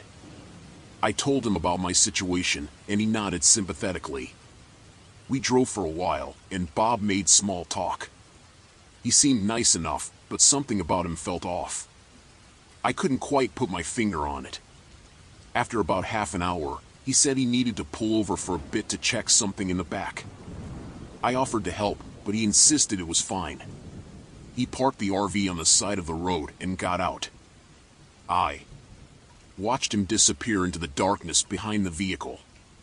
Minutes passed, and he didn't return. I started to feel uneasy. I decided to get out and see what was taking so long. As soon as I stepped out of the RV, I felt a hand grab me from behind. Bob's friendly demeanor was gone, replaced by a cold, predatory look. He shoved me back into the RV and locked the door. "Sit down," he ordered, his voice now menacing. I complied, my heart racing. He walked over to the driver's seat and started the engine. As he drove, I tried to think of a way to escape. The windows were locked, and the door had been reinforced from the inside. I was trapped. We drove for what felt like hours, though it was probably only minutes. "Stop here," the woman said abruptly. I brought the car to a halt, my heart pounding. The man kept the gun trained on me as the woman got out, motioning for me to follow. "Get out," she commanded. I slowly opened my door and stepped into the rain, the mud sucking at my shoes. They led me to a small clearing where two more men were waiting by an old, beat-up van. "Hand over your keys," the man with the gun ordered. I fumbled in my pocket, pulling them out and tossing them to him. He caught them and handed them to one of the other men. "Take his car," he said. "We'll deal with him here." Panic surged through me. I knew I had to act fast. As they turned towards the van, I made a split-second decision. I bolted, sprinting into the trees. Shouts erupted behind me, and I heard the sound of footsteps chasing after me. The forest was dense, branches scratching at my face and clothes as I ran. I stumbled over roots and rocks, the rain making everything slippery. My lungs burned, but I didn't dare stop. I could hear them behind me, getting closer. I spotted a large fallen tree up ahead and dove behind it, trying to catch my breath. I listened, my heart pounding in my ears. The footsteps grew louder, then stopped. I heard them cursing, their voices angry and frustrated. "Spread out," one of them shouted. "He can't have gone far." I stayed as still as possible, praying they wouldn't find me. I could hear them moving through the forest, searching. I knew I couldn't stay hidden forever. I needed a plan. I noticed a small creek nearby, its water rushing from the rain. An idea formed in my mind. If I could follow the creek, maybe I could lose them and find my way back to the road. I waited until their voices faded a bit, then carefully crept towards the water. I moved as quietly as I could, the sound of the creek covering my footsteps. The cold water soaked through my shoes, but I didn't care. I just needed to get away. I followed the creek for what felt like an eternity, my senses on high alert for any sign of my pursuers. Finally, I saw a break in the trees up ahead. I picked up the pace, hoping it was the road. As I emerged from the forest, relief washed over me. The road was just a few yards away. I scrambled up the embankment and onto the pavement, looking around frantically. There was no sign of the carjackers. I started running down the road, not sure where I was going, just needing to put as much distance between myself and them as possible. After what felt like hours, I saw headlights approaching. I waved my arms, praying it was someone who could help. The car slowed down and stopped beside me. An older man rolled down the window, concern etched on his face. "Are you all right?" he asked. "Please," I gasped. "I need help. I was attacked." "Get in," he said, unlocking the door. "I'll take you to the nearest police station." I climbed into the car, my body shaking with exhaustion and fear. As we drove away, I couldn't help but look back, half expecting to see the carjackers emerge from the darkness. But the road remained empty. At the police station, I told them everything. They took my statement and assured me they would search for the criminals. I knew it would be difficult to catch them, but I was grateful to be safe. That night, as I lay in a cheap motel room, I couldn't stop thinking about how close I had come to losing everything. The rain still pounded against the window, a reminder of the terrifying encounter I had survived. I was driving through the Midwest on my way to visit family. It was a long drive, and I needed a break, so I pulled into a rest area. It was one of those desolate places, just a couple of picnic tables and a bathroom, surrounded by flat, empty land. There were only a few other cars around, most of them parked far from each other. I got out, stretched my legs, and decided to use the restroom. As I walked back to my car, I noticed something odd. There was a truck parked off to the side, away from the other vehicles. The back of the truck was slightly open, and I thought I heard a faint noise coming from inside. It sounded like someone crying. I walked a little closer, trying not to be too obvious.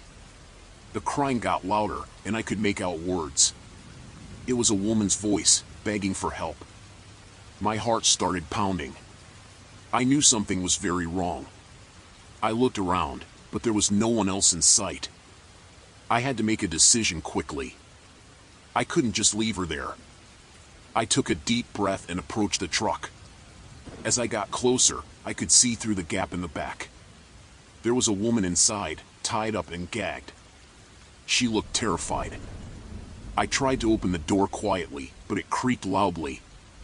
The woman's eyes widened, and she started shaking her head, trying to warn me. Before I could react, I heard footsteps behind me. I turned around and saw 3 men walking towards me. They didn't look friendly. "What do you think you're doing?" one of them asked, his voice low and threatening. He was tall and muscular, with a scar running down his face. I tried to stay calm. I heard someone crying. I was just checking if everything was okay. The man with the scar stepped closer, his eyes narrowing. "Everything's fine. Mind your own business." I knew I had to get out of there, but I couldn't just leave the woman. I took a step back, trying to think of a plan. The men must have sensed my hesitation because they closed in on me, cutting off my escape route.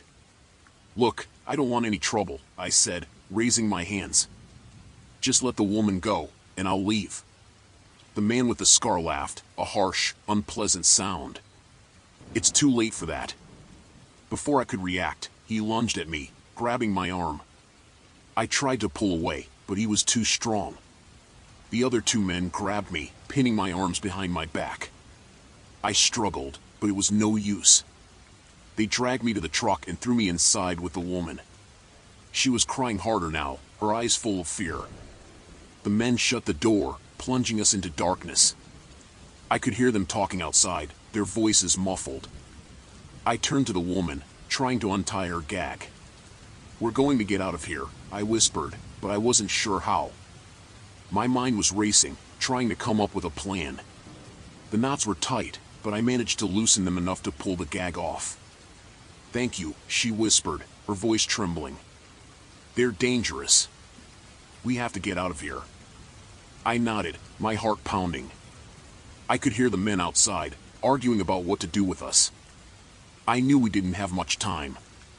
I felt around in the darkness, looking for anything that could help us escape. My fingers brushed against a metal tool, maybe a tire iron. I grabbed it, hoping it would be enough. The door suddenly swung open, and the light blinded me for a moment. One of the men climbed in, his face twisted in anger. "Time to shut you up," he growled, reaching for the woman. I swung the tire iron with all my strength, hitting him in the side of the head. He stumbled back, cursing. I didn't wait for him to recover. I grabbed the woman's hand and pulled her out of the truck. We ran towards my car, but the other two men were already coming after us. I could hear their footsteps pounding on the pavement, getting closer. I fumbled with my keys, trying to unlock the door, my hands shaking.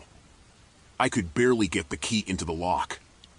Finally, the door opened, and we both scrambled inside.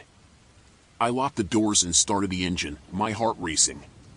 The men reached the car just as I pulled away, pounding on the windows and shouting.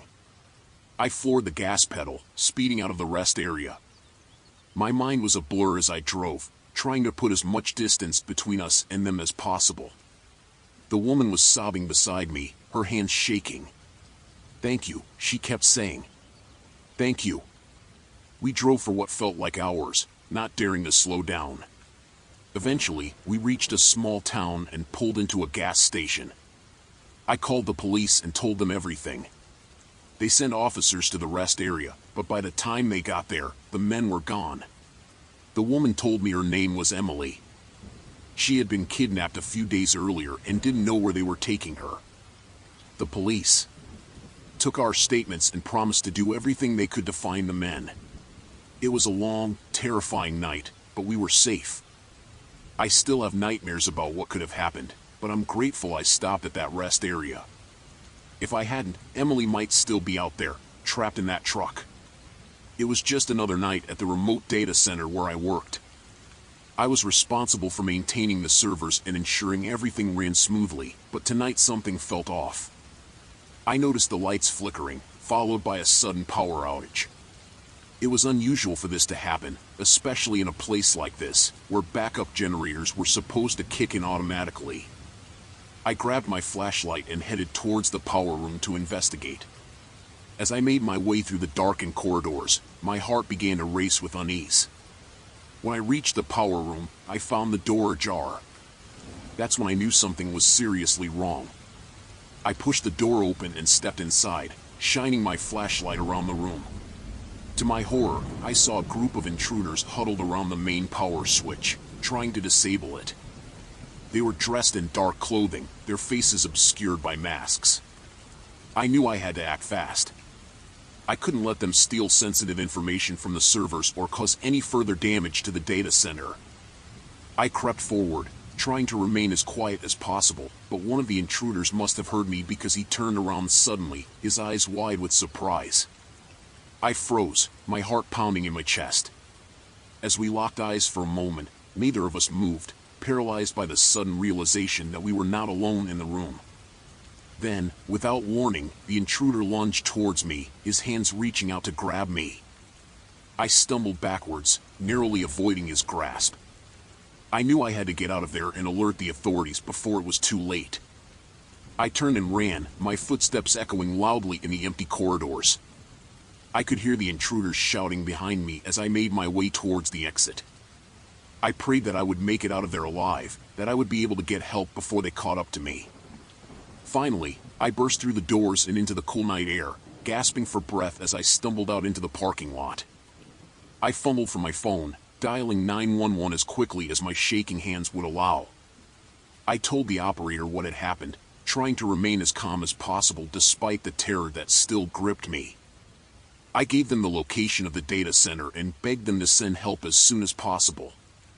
As I waited for the police to arrive, I couldn't shake the feeling of dread that washed over me. I knew those intruders were still inside, still trying to steal whatever they could get their hands on, but I refused to let fear consume me.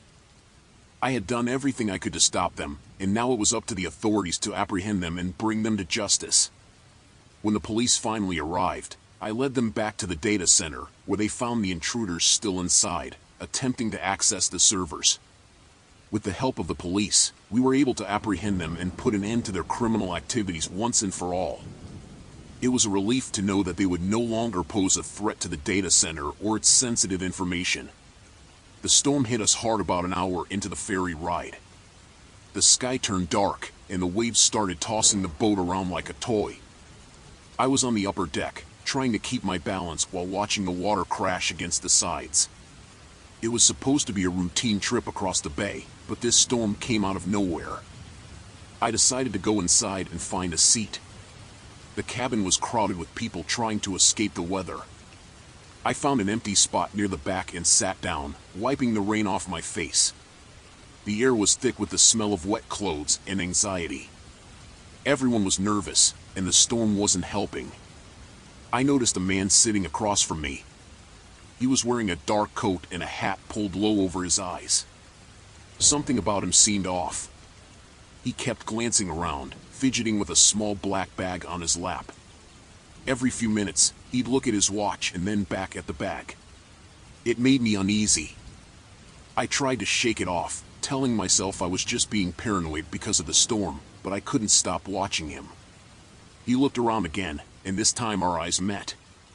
He quickly looked away, stuffing the bag under his seat. That's when I knew something wasn't right.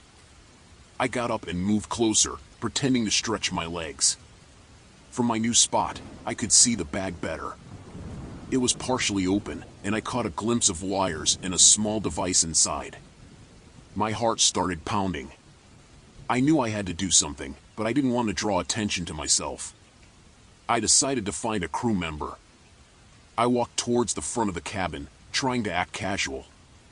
I spotted a crew member near the entrance, talking to a couple of passengers. I waited until he was alone, then approached him. "Excuse me," I said, keeping my voice low. "I need to talk to you. It's important."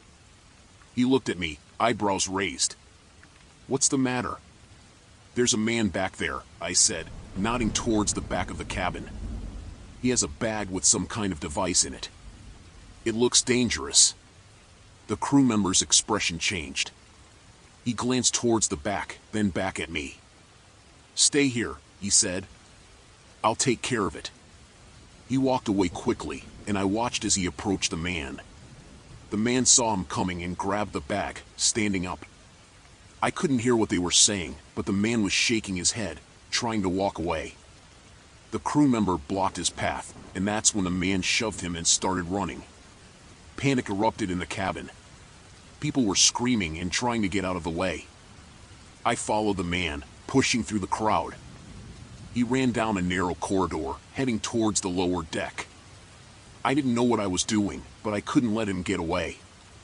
I caught up to him just as he reached the stairs. He turned and saw me, his eyes wide with fear and anger. He reached into the bag, and I saw the glint of a knife. I backed up, holding my hands up. "Stay back," he said, his voice shaking. "Just stay back." I didn't move. He turned and ran down the stairs, and I followed at a distance. The lower deck was mostly empty, and the sound of the storm was louder down here. I saw him disappear into a storage room, and I knew I had to act fast. I looked around and saw a fire extinguisher on the wall. I grabbed it and crept towards the storage room. I could hear him inside, rummaging through the bag. I took a deep breath and swung the door open, spraying the extinguisher at him. He shouted and dropped the bag, trying to shield himself. I charged at him, hitting him with the extinguisher. He fell to the ground, and I grabbed the bag, running out of the room. I didn't stop until I reached the upper deck, where I found the crew member I had talked to earlier. He took the bag from me and called for backup. Within minutes, more crew members arrived and restrained the man. They searched the bag and found a small explosive device. The police were called, and they took the man into custody when we reached the shore. The rest of the trip was a blur. I was shaken but relieved that it was over. The crew thanked me for my help, and I was given a voucher for a free trip as a reward. But I knew I wouldn't be taking any more ferries for a long time. The memory of that man's eyes, the fear and anger in them, still haunts me. I'm just glad I trusted my instincts and acted before it was too late. So, I'm this guy who's always looking for adventure, you know? I love getting out into the great outdoors and exploring new places.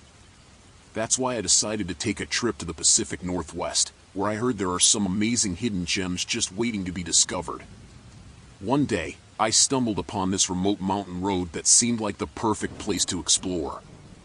The scenery was breathtaking, with towering trees and rugged cliffs stretching as far as the eye could see. As I drove deeper into the wilderness, I couldn't shake the feeling that I was being watched. It was like I could sense someone or something lurking in the shadows, just out of sight. Suddenly, I heard the sound of gunshots echoing through the trees, sending a chill down my spine. I knew I had to be careful, but I couldn't shake the feeling of unease that washed over me. That's when I saw them, a group of rough-looking men emerging from the forest, their faces twisted into sinister grins. It was clear from the looks in their eyes that they viewed me as nothing more than prey in their deadly game. With adrenaline pumping through my veins, I knew I had to think fast if I wanted to survive. I floored the gas pedal, my heart pounding in my chest as I raced down the winding mountain road, desperate to escape the hunters hot on my trail. But no matter how fast I drove, it felt like they were always one step ahead of me, their shouts and laughter echoing in the distance. It was like they were toying with me, enjoying the thrill of the chase as they closed in for the kill.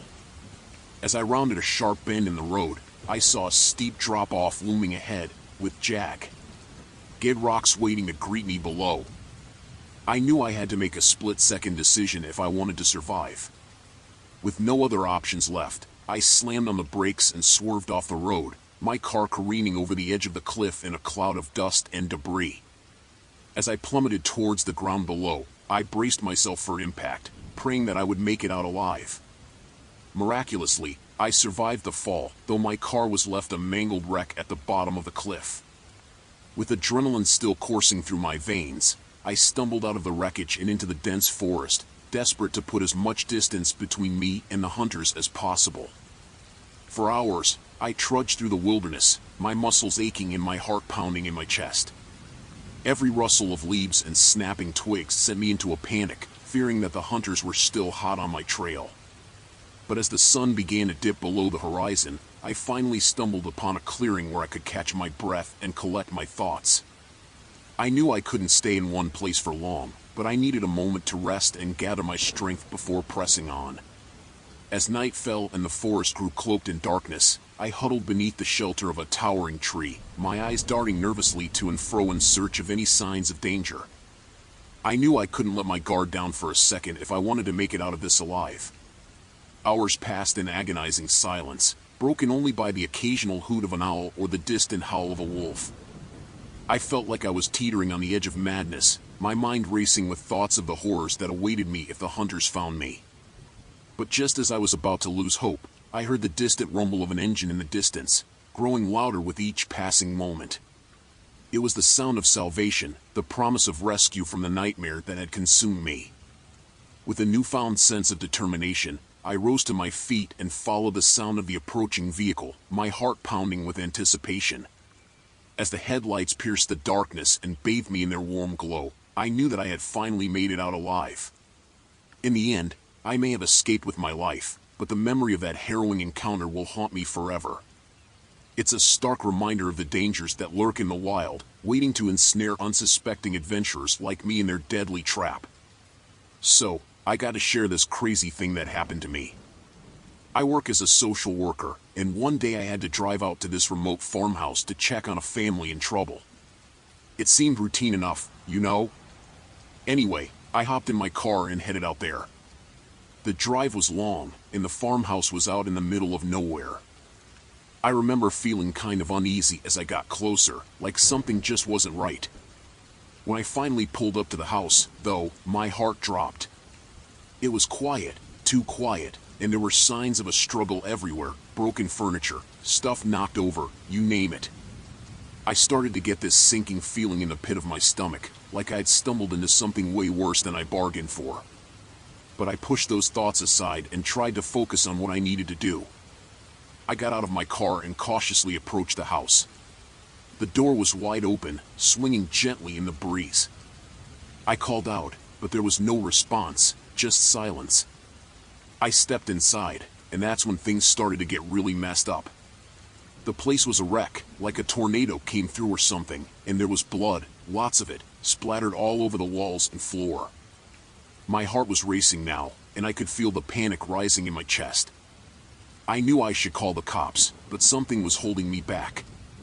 Maybe it was the fear of what I might find, or maybe it was just shock.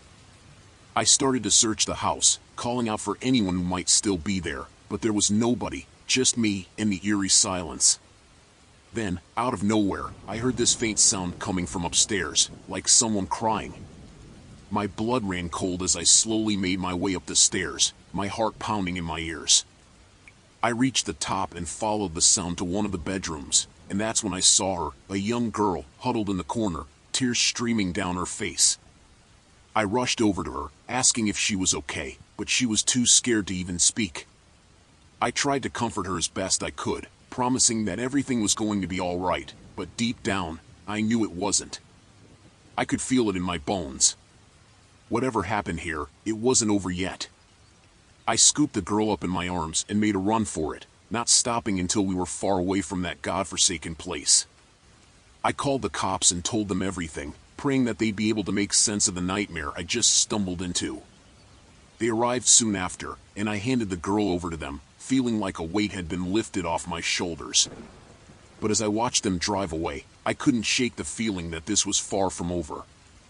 I may have escaped with my life, but the horrors of that farmhouse will haunt me forever. I can only hope that whoever did this pays for their crimes so that no one else has to suffer the way that poor family did.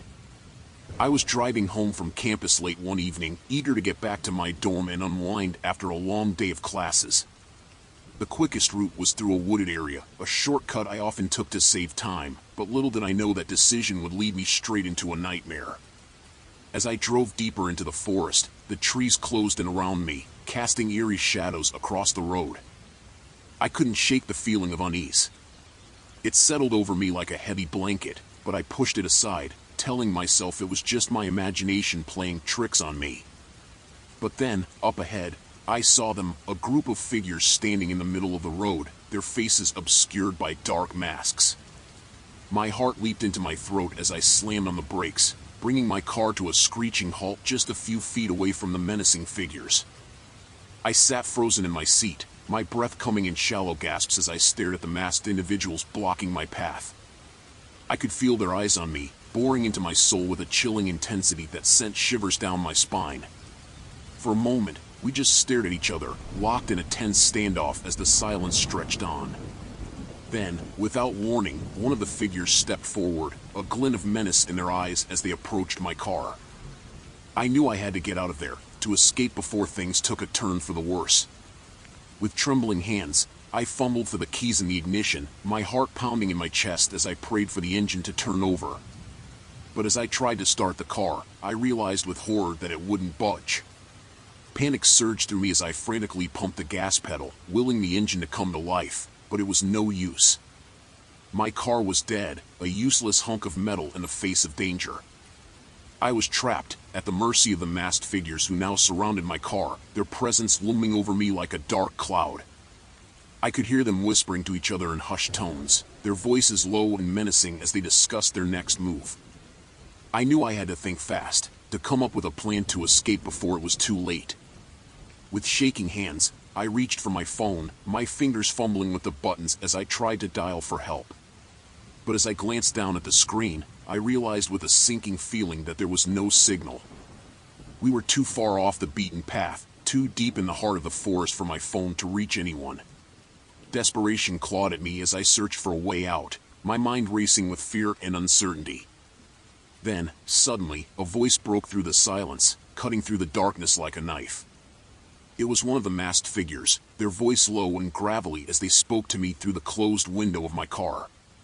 They demanded that I hand over my belongings, threatening me with violence if I refused.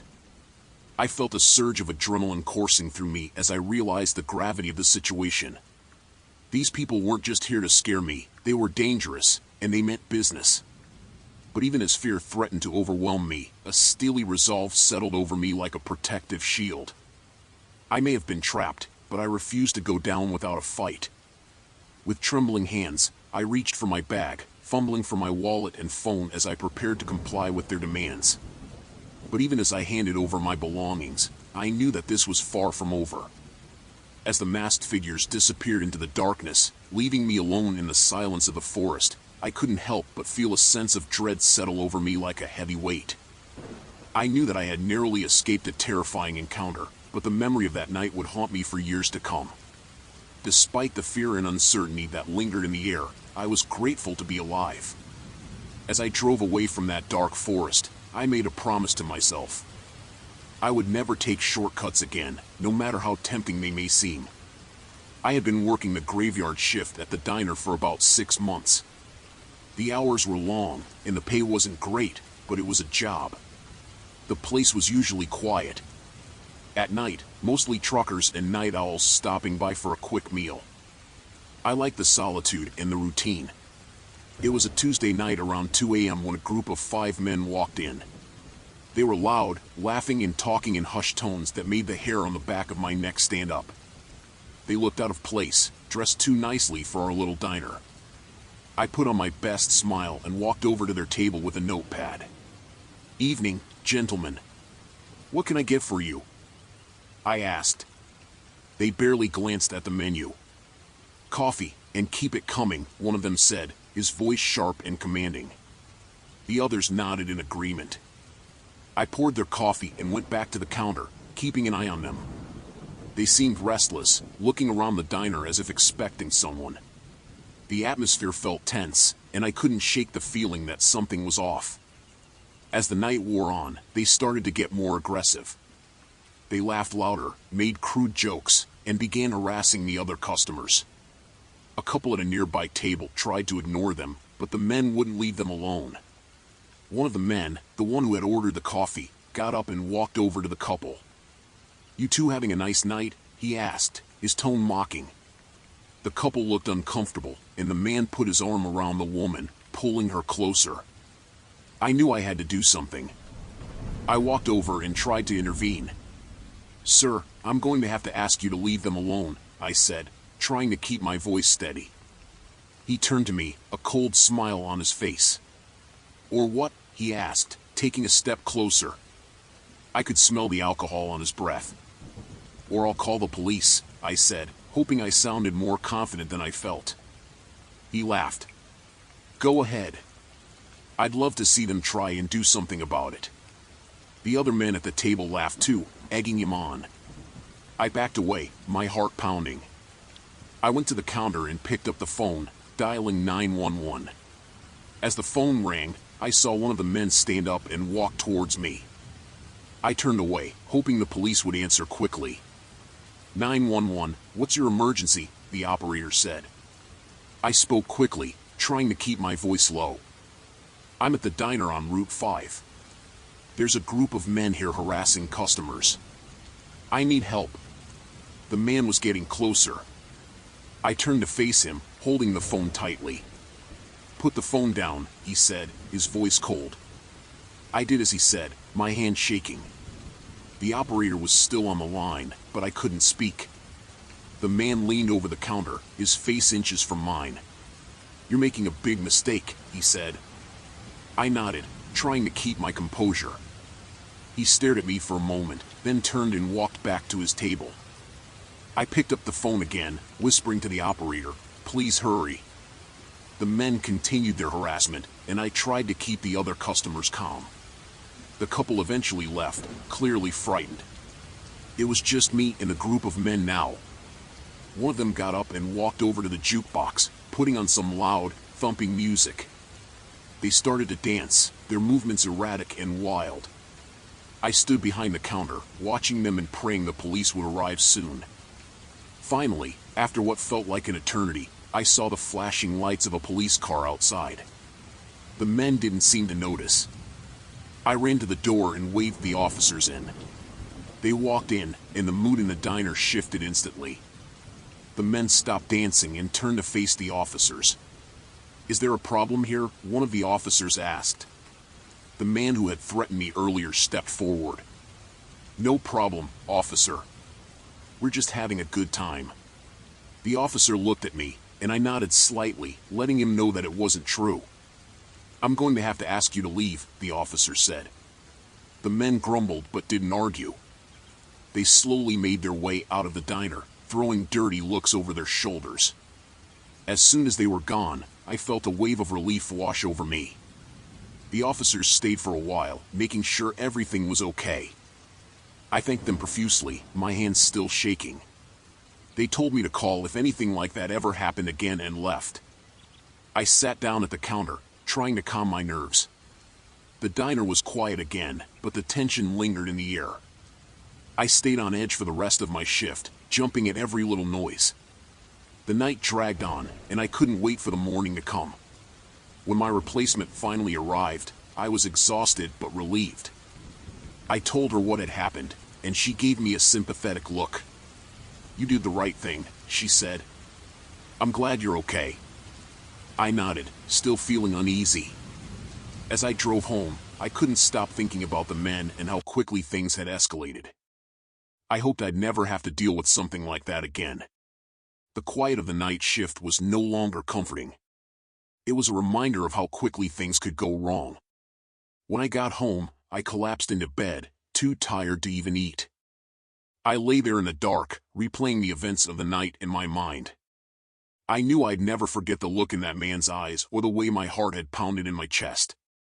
The graveyard shift would never feel the same again. I decided to camp alone on a remote beach in Florida. I wanted to get away from everything for a few days, clear my head, and enjoy some peace. I brought my boat, some supplies, and set up camp right by the water. The first day was perfect. The weather was warm, and the sound of the waves was soothing. I spent the day fishing, swimming, and just relaxing. As the sun set, I made a fire and cooked the fish I caught. I felt at peace, away from the noise and stress of daily life. The night was clear, and the stars were bright. I stayed up for a while, just enjoying the quiet before heading to my tent to sleep. I woke up in the middle of the night to a strange sound. At first, I thought it was just the wind or an animal, but then I heard it again.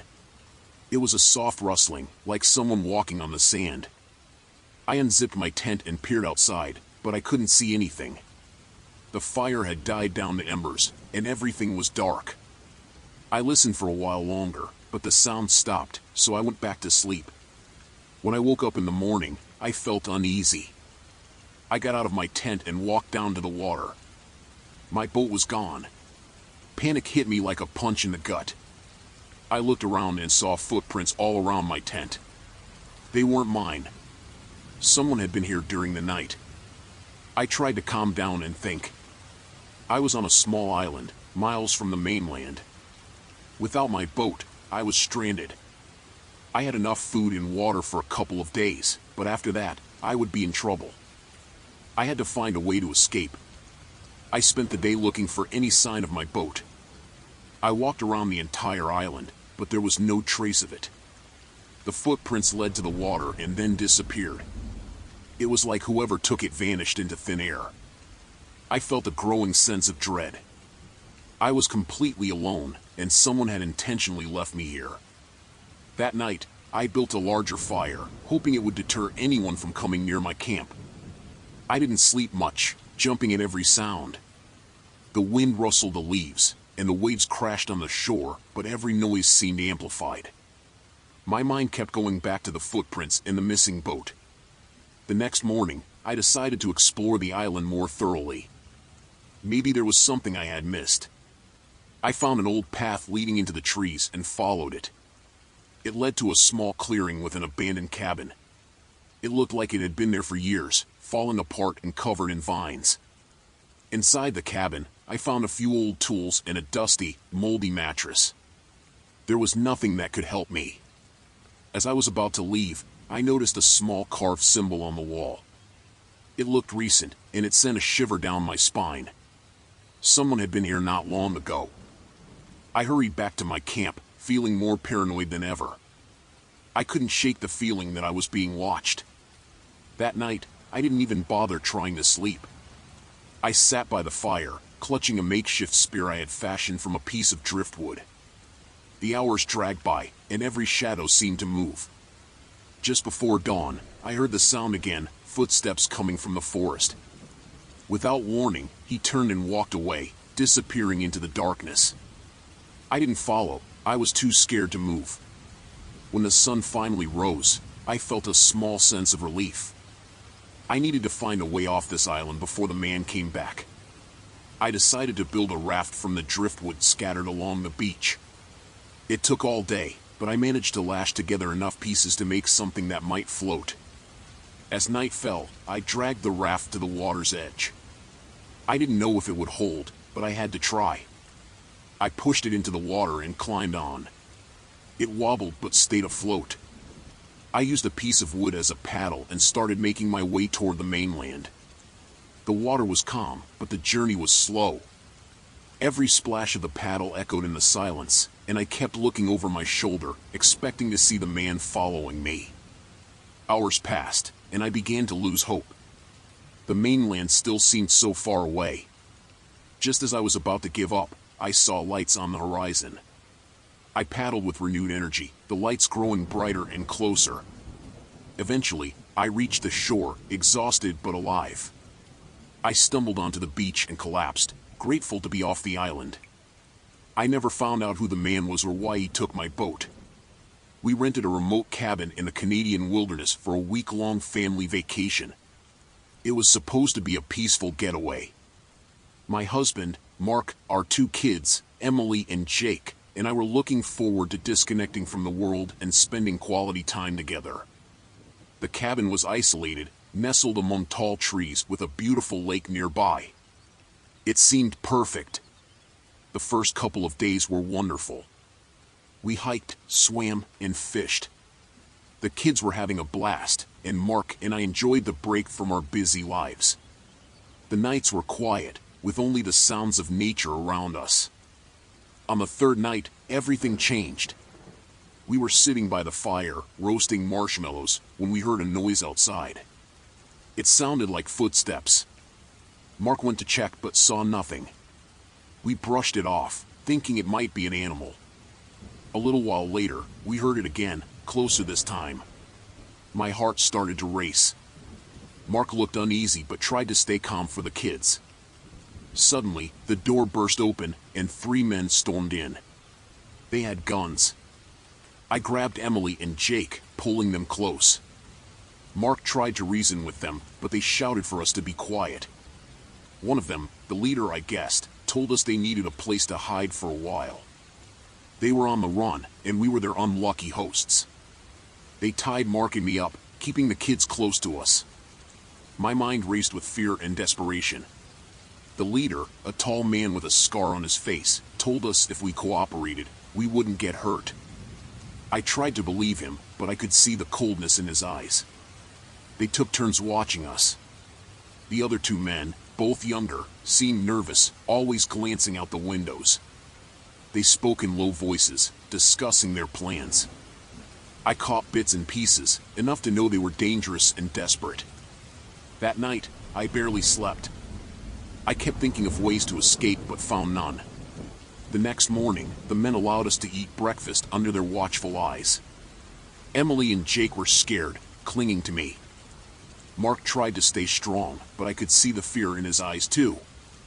As the day went on, I noticed the men were getting agitated. They argued among themselves, their tempers flaring. I knew we had to do something before things got worse. I whispered to Mark, telling him we needed to find a way out. He nodded, his jaw set in determination. That evening, I noticed one of the younger men seemed more sympathetic. He watched us but didn't seem as hardened as the others. I decided to take a risk. When the other men weren't looking, I whispered to him, begging for help. He looked conflicted but didn't respond. Later, when the leader stepped outside, the sympathetic man came over to me. He said he couldn't let us go but would leave the back door unlocked that night. It was our chance. I thanked him quietly, praying he was telling the truth. That night, once the men fell asleep, I whispered to Mark. We untied ourselves carefully, trying not to make a sound. I held Emily, and Mark carried Jake. We crept to the back door, my heart pounding so hard I thought it would wake the men. The door was unlocked, just as the man had promised. We slipped outside into the darkness, moving as quickly and quietly as we could.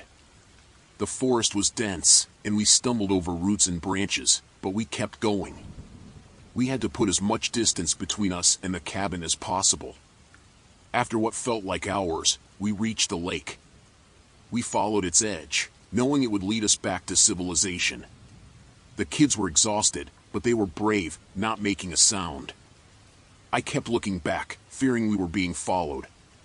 At dawn, we saw a small fishing boat on the shore. Mark checked it and found it was still functional. We climbed in, and Mark started rowing.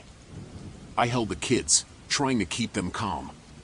The boat moved slowly, but it was taking us away from the nightmare we had just escaped. We reached a small town by midday. We found the local authorities and told them everything. They took us in, gave us food and blankets, and assured us we were safe. The police went to the cabin, but the men were gone. They promised to keep looking for them.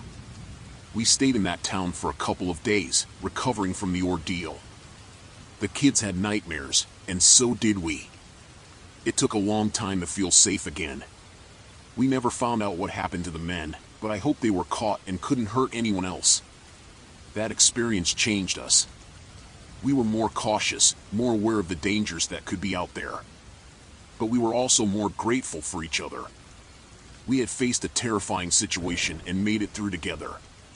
That bond, that strength, stayed with us. We never went back to that cabin or any remote places for vacations again. The wilderness that once seemed so peaceful now felt threatening. We stuck to safer, more populated areas. And every time I hear a noise in the night, I remember the cabin and the men who held us hostage. But I also remember how we escaped, and that gives me strength. I was on a solo road trip, taking a break from work and everything. It felt good to drive through the open roads with the wind in my hair and the radio playing my favorite songs.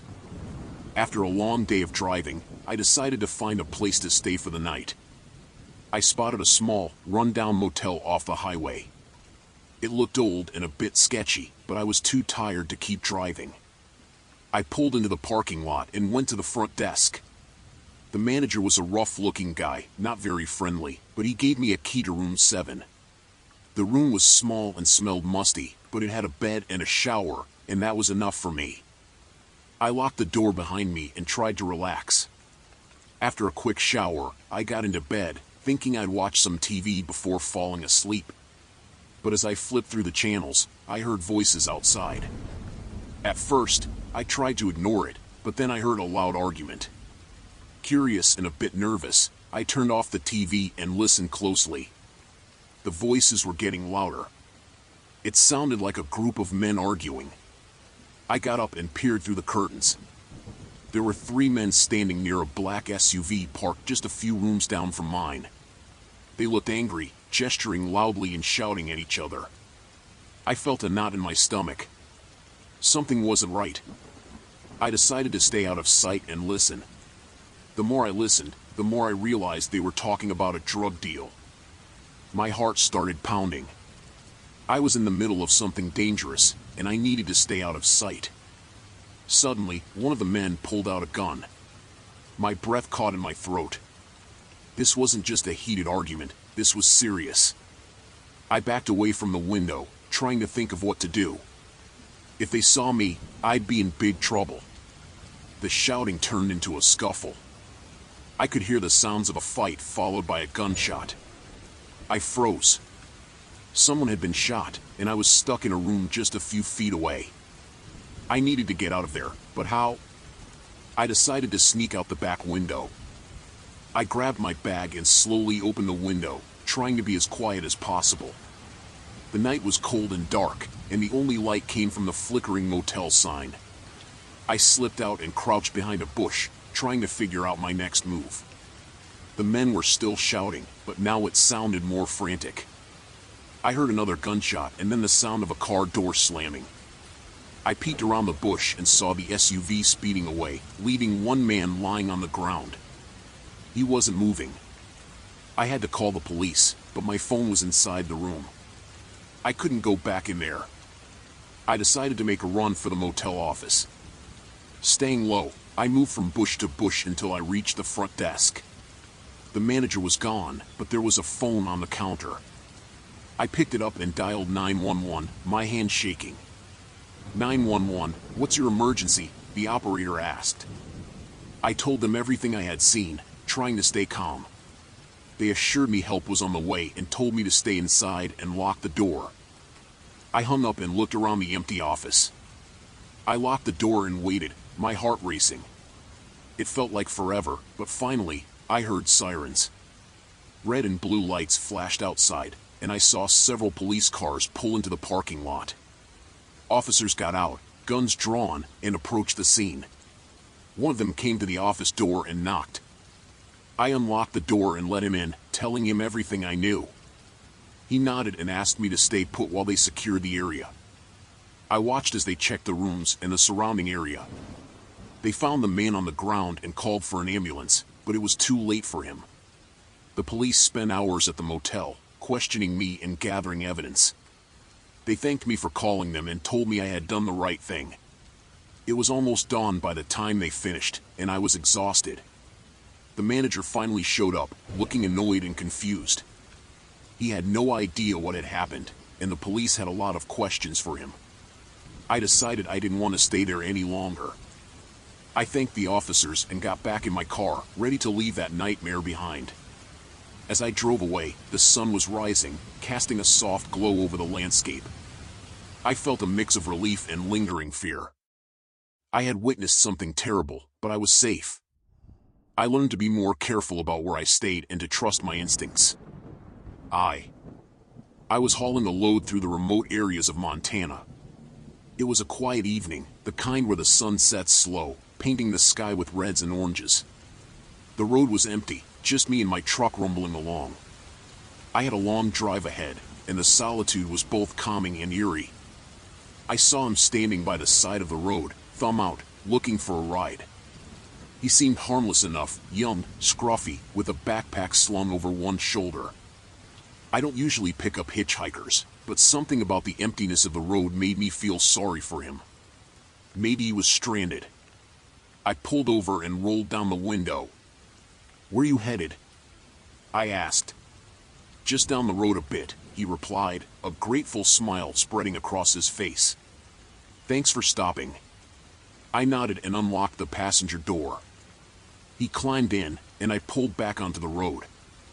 For a while, we made small talk. His name was Jake, and he was trying to get to the next town. He seemed friendly, if a little tired. But as the sun dipped below the horizon, the atmosphere in the truck shifted. I started noticing little things, the way his eyes darted around the cab, like he was casing the place, the way he shifted in his seat, his body tensing. My unease grew, but I tried to push it down. Maybe he was just nervous, or maybe I was imagining things. Then, out of nowhere, he reached into his backpack and pulled out a knife.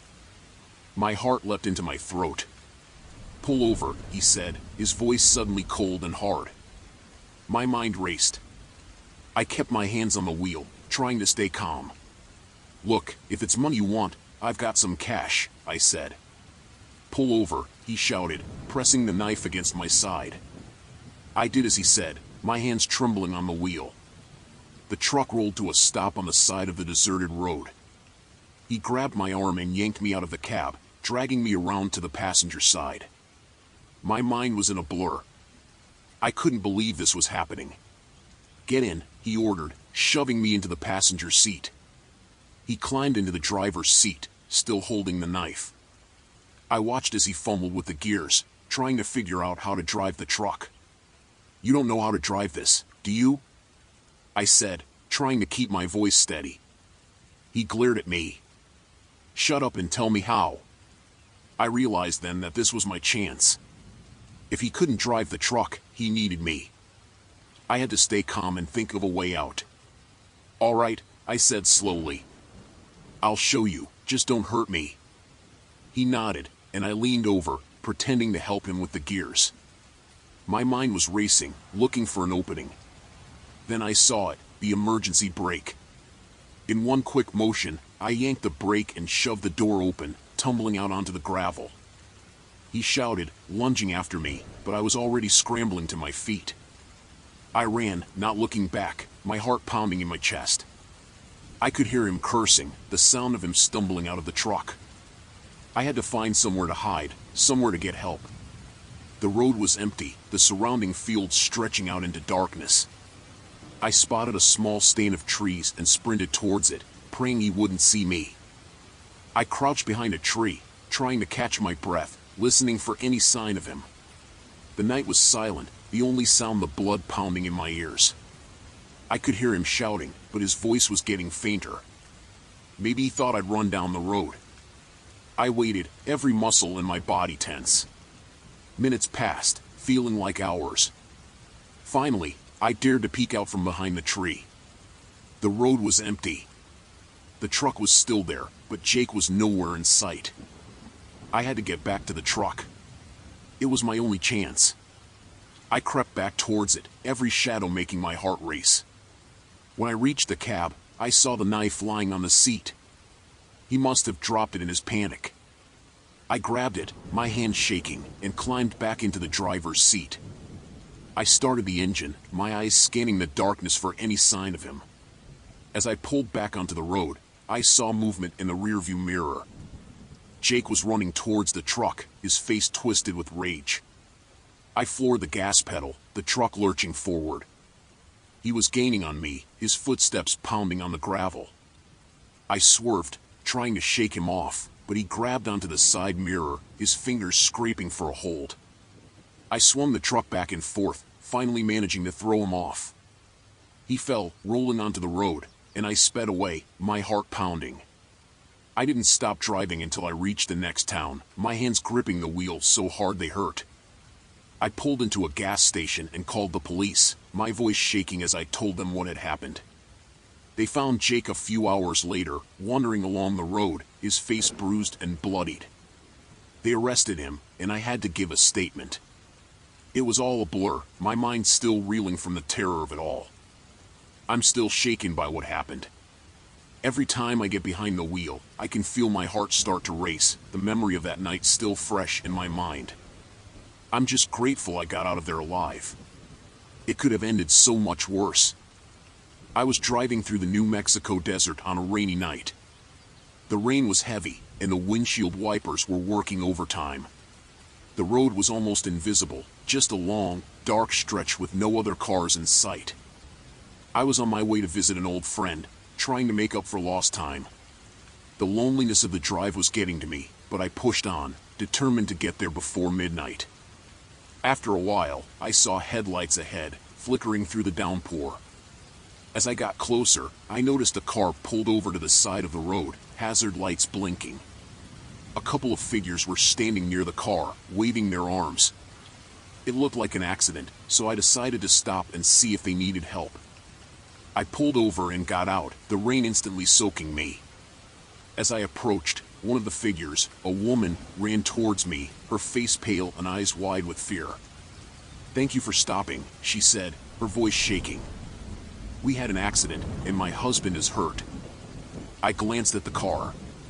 It was dented, and the hood was popped open. The other figure, a man, was slumped against the car, holding his side. I felt a pang of concern and walked closer. "Do you need a ride to the nearest town?" I asked. "Yes, please," she replied, "but we need to get my husband out of the car first." I nodded and walked over to the man. As I bent down to help him, I heard a noise behind me. Before I could turn, something hard hit the back of my head, and I fell to the ground, dazed. My vision blurred, and I felt hands grabbing me, dragging me away from my car. I tried to fight back, but my limbs felt heavy and unresponsive. They pulled me towards their car, shoving me into the back seat. My head was spinning, and I could barely make out their faces through the rain and darkness. The woman got into the driver's seat, and the man sat beside me, holding a gun. "Stay quiet, and you won't get hurt," he growled, his voice low and threatening. I nodded, too scared to speak. The car started moving, and I realized I was in serious trouble. My mind raced, trying to figure out what they wanted. Were they robbers? Kidnappers? I had no idea, but I knew I needed to stay calm and think of a way out. We drove for what felt like hours, the rain pounding against the car.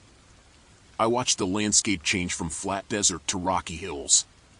There were no other cars, no signs of civilization, just endless darkness and rain.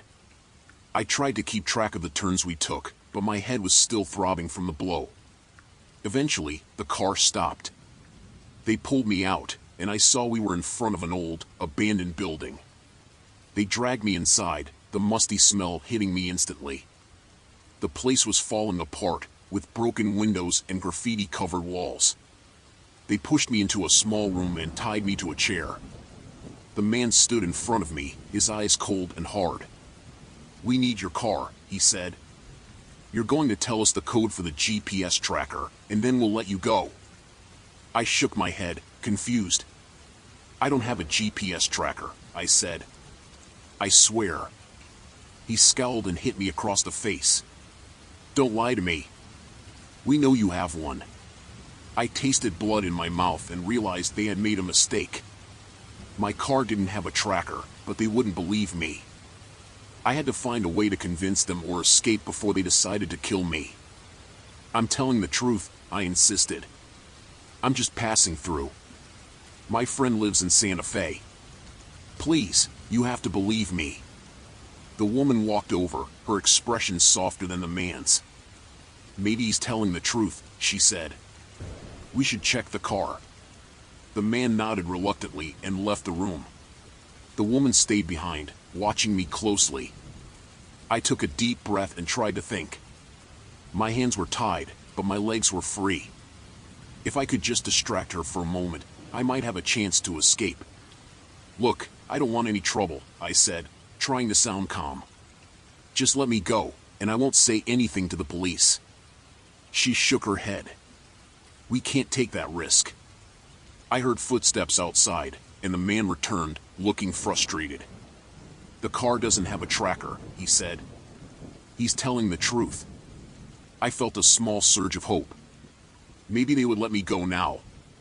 But the man's next words crushed that hope. "We can't leave any witnesses," he said, pulling out his gun. "We'll take his car and ditch him here." Panic set in, and I knew I had to act fast. As the woman turned to talk to the man, I kicked out with my legs, hitting her in the knee. She screamed and fell, and I used the distraction to get to my feet, still tied to the chair. The man aimed the gun at me, but I swung the chair around, hitting him with the back of it. He stumbled, and the gun went off, the sound deafening in the small room. I didn't wait to see if he was hit. I ran out the door, the chair still tied to me. I heard them shouting behind me, but I didn't stop.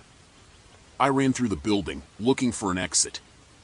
I found a broken window and threw myself through it, landing hard on the ground outside.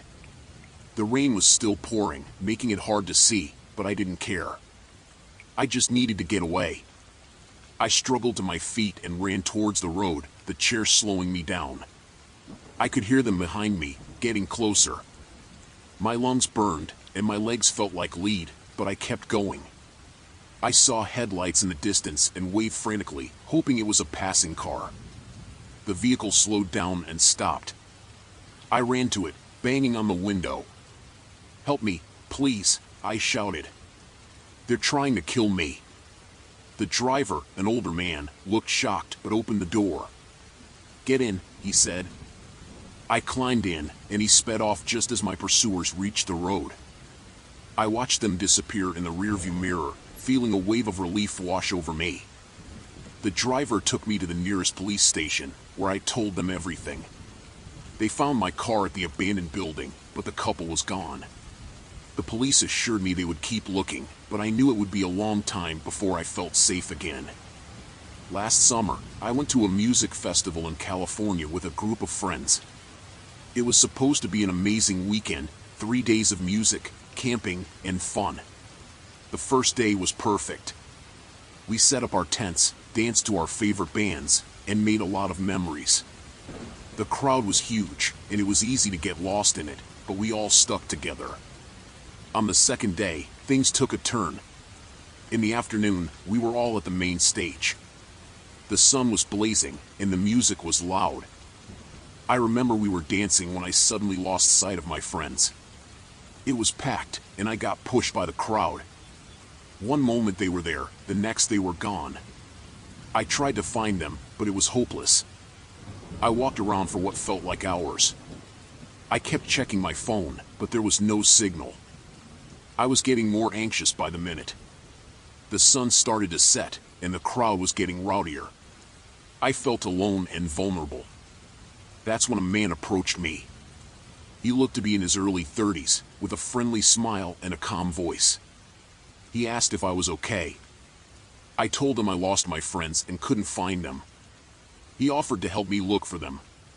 At that moment, I was grateful. He seemed kind, and I didn't know what else to do. We walked together, weaving through the crowd. He kept talking, trying to keep me calm. He asked about my friends, what they looked like, and where I had last seen them. I answered all his questions, thinking he was just being helpful. But then he suggested we go to a quieter area where it would be easier to hear my phone if it rang. Something felt off, but I was too scared and desperate to find my friends to think straight. We left the main area and walked toward the edge of the festival grounds. The music was distant now, and the crowd was thinning out. We reached a secluded spot near some trees. He said we should wait there for a bit, that maybe my friends would try to call or text. I pulled out my phone again, hoping for a signal. That's when I noticed his demeanor change. He wasn't smiling anymore. He looked at me with a strange intensity. He moved closer, too close. Alarm bells went off in my head, and I knew I needed to get away from him. I made an excuse about needing to use the restroom and started to walk away. He grabbed my arm, not hard but enough to scare me. He said it wasn't safe for me to go alone and that he would come with me. My heart was racing. I pulled my arm free and told him I'd be quick. I walked away fast, trying not to run and draw attention. Once I was out of sight, I started running. I didn't know where I was going, just away from him. I found myself near the camping area and ducked behind a row of tents. I crouched down, trying to catch my breath and calm my nerves. I stayed hidden for a while, listening for any sign that he had followed me. It was dark now, and the festival lights were a faint glow in the distance. My phone finally picked up a signal, and I quickly texted my friends, telling them where I was and what had happened. Minutes felt like hours, but finally, I saw familiar faces. My friends found me and hugged me tightly. I broke down, telling them everything. They were shocked and angry that someone had taken advantage of the situation. We went to the festival security and reported the man. They took it seriously and said they would look for him. The rest of the festival was a blur. I couldn't relax or enjoy the music anymore. We stuck together like glue, never letting anyone out of sight. When it was over, I was relieved to go home. The experience left me shaken. I thought about how easily things could have gone worse. I haven't been to a festival since. The thought of getting lost in a crowd again terrifies me. I was traveling through India, exploring the remote areas that tourists usually avoid. I had always been fascinated by the less traveled paths, the hidden gems. One day, I decided to visit a remote temple that I had read about in a travel blog. It was deep in the forest, far from any village or town. The journey itself was an adventure, navigating through narrow, winding roads surrounded by dense trees. When I finally arrived, the temple stood silent and majestic. It was ancient, with intricate carvings and a serene atmosphere. I felt a sense of peace as I walked around, taking in the beauty and the history. I was the only visitor there, which made the experience even more special. I spent hours exploring every corner, lost in my thoughts and the tranquility of the place. As the sun began to set, I realized I needed to head back to my guest house. I started walking towards the parking area where I had left my rental car. Suddenly, I heard a rustling in the bushes. I turned around but saw nothing. I shrugged it off and continued walking, but the uneasy feeling in my gut remained. Out of nowhere, a group of men emerged from the trees. They were dressed in simple clothes, but their faces were covered with scarves, only their eyes visible. They surrounded me, and I could see the anger and determination in their eyes. My heart raced as I tried to make sense of what was happening. One of them stepped forward, speaking rapidly in a language I couldn't understand. Before I could react, they grabbed me and forced me to the ground. My mind was in a frenzy, trying to think of a way out, but there was no escape. They tied my hands and blindfolded me, then dragged me through the forest. I tried to scream, but one of them gagged me. I felt helpless and terrified, not knowing where they were taking me or what they wanted. After what felt like hours, we stopped. They removed the blindfold and gag, and I found myself in a small, dark room with a dirt floor. It looked like an old shed, but I couldn't be sure. They tied me to a chair and left, locking the door behind them. I was alone, my mind racing with fear and confusion. Hours passed, maybe even days. I had no sense of time. They brought me food and water but never spoke to me.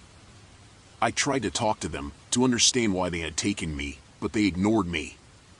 The silence and isolation were maddening. I felt like I was losing my mind. One day, one of the men entered the room. He spoke English, which was a small relief. He told me that they were part of a group fighting against the government. They planned to use me as a bargaining chip to get their demands met. My fear turned to dread as I realized I was just a pawn in their dangerous game. They recorded a video, forcing me to read a statement they had written. I could barely hold the paper, my hands were shaking so much. They sent the video to the authorities, demanding the release of their imprisoned comrades. I felt like my life was hanging by a thread, completely at their mercy. Days turned into weeks. The waiting was the worst part. I could hear them outside, discussing plans and arguing. I tried to stay hopeful, but it was hard.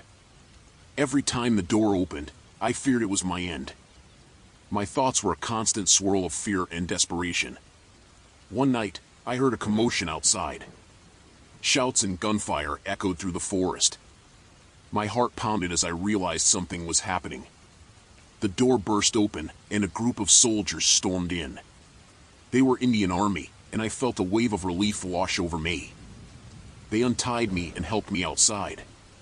The extremists had been captured or killed.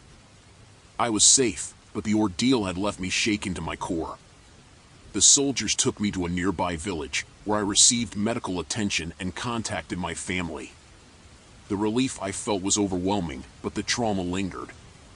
I returned home, but the memories of that time haunted me. The fear, the isolation, the helplessness, it was all too real. I tried to move on, but every now and then, I would have nightmares, reliving the terror of being captured and held against my will. It was an experience that changed me forever. I had my old camper van, which had served me well on many trips before. I loved the solitude and beauty of the desert, away from the noise of the city. One evening, I found a quiet spot off a dirt road to park for the night. It was miles away from any town, perfect for some peace and quiet. The sunset was breathtaking. I made a simple dinner, sat outside the van, and enjoyed the silence. After a while, I got inside, locked the doors, and settled in for the night. The air was cool, and the sky was clear, full of stars. I felt safe and content. Sometime in the middle of the night, I woke up to a strange sound. It was a soft hissing noise followed by a thud. I listened carefully but couldn't hear anything else. I tried to convince myself it was just an animal or the wind. But then I heard footsteps outside, slow and deliberate. I peered out the small window but couldn't see much in the darkness. My heart was pounding. I decided to stay quiet and hope whoever it was would leave. The footsteps moved around the van, and I heard a scraping sound near the tires, then silence.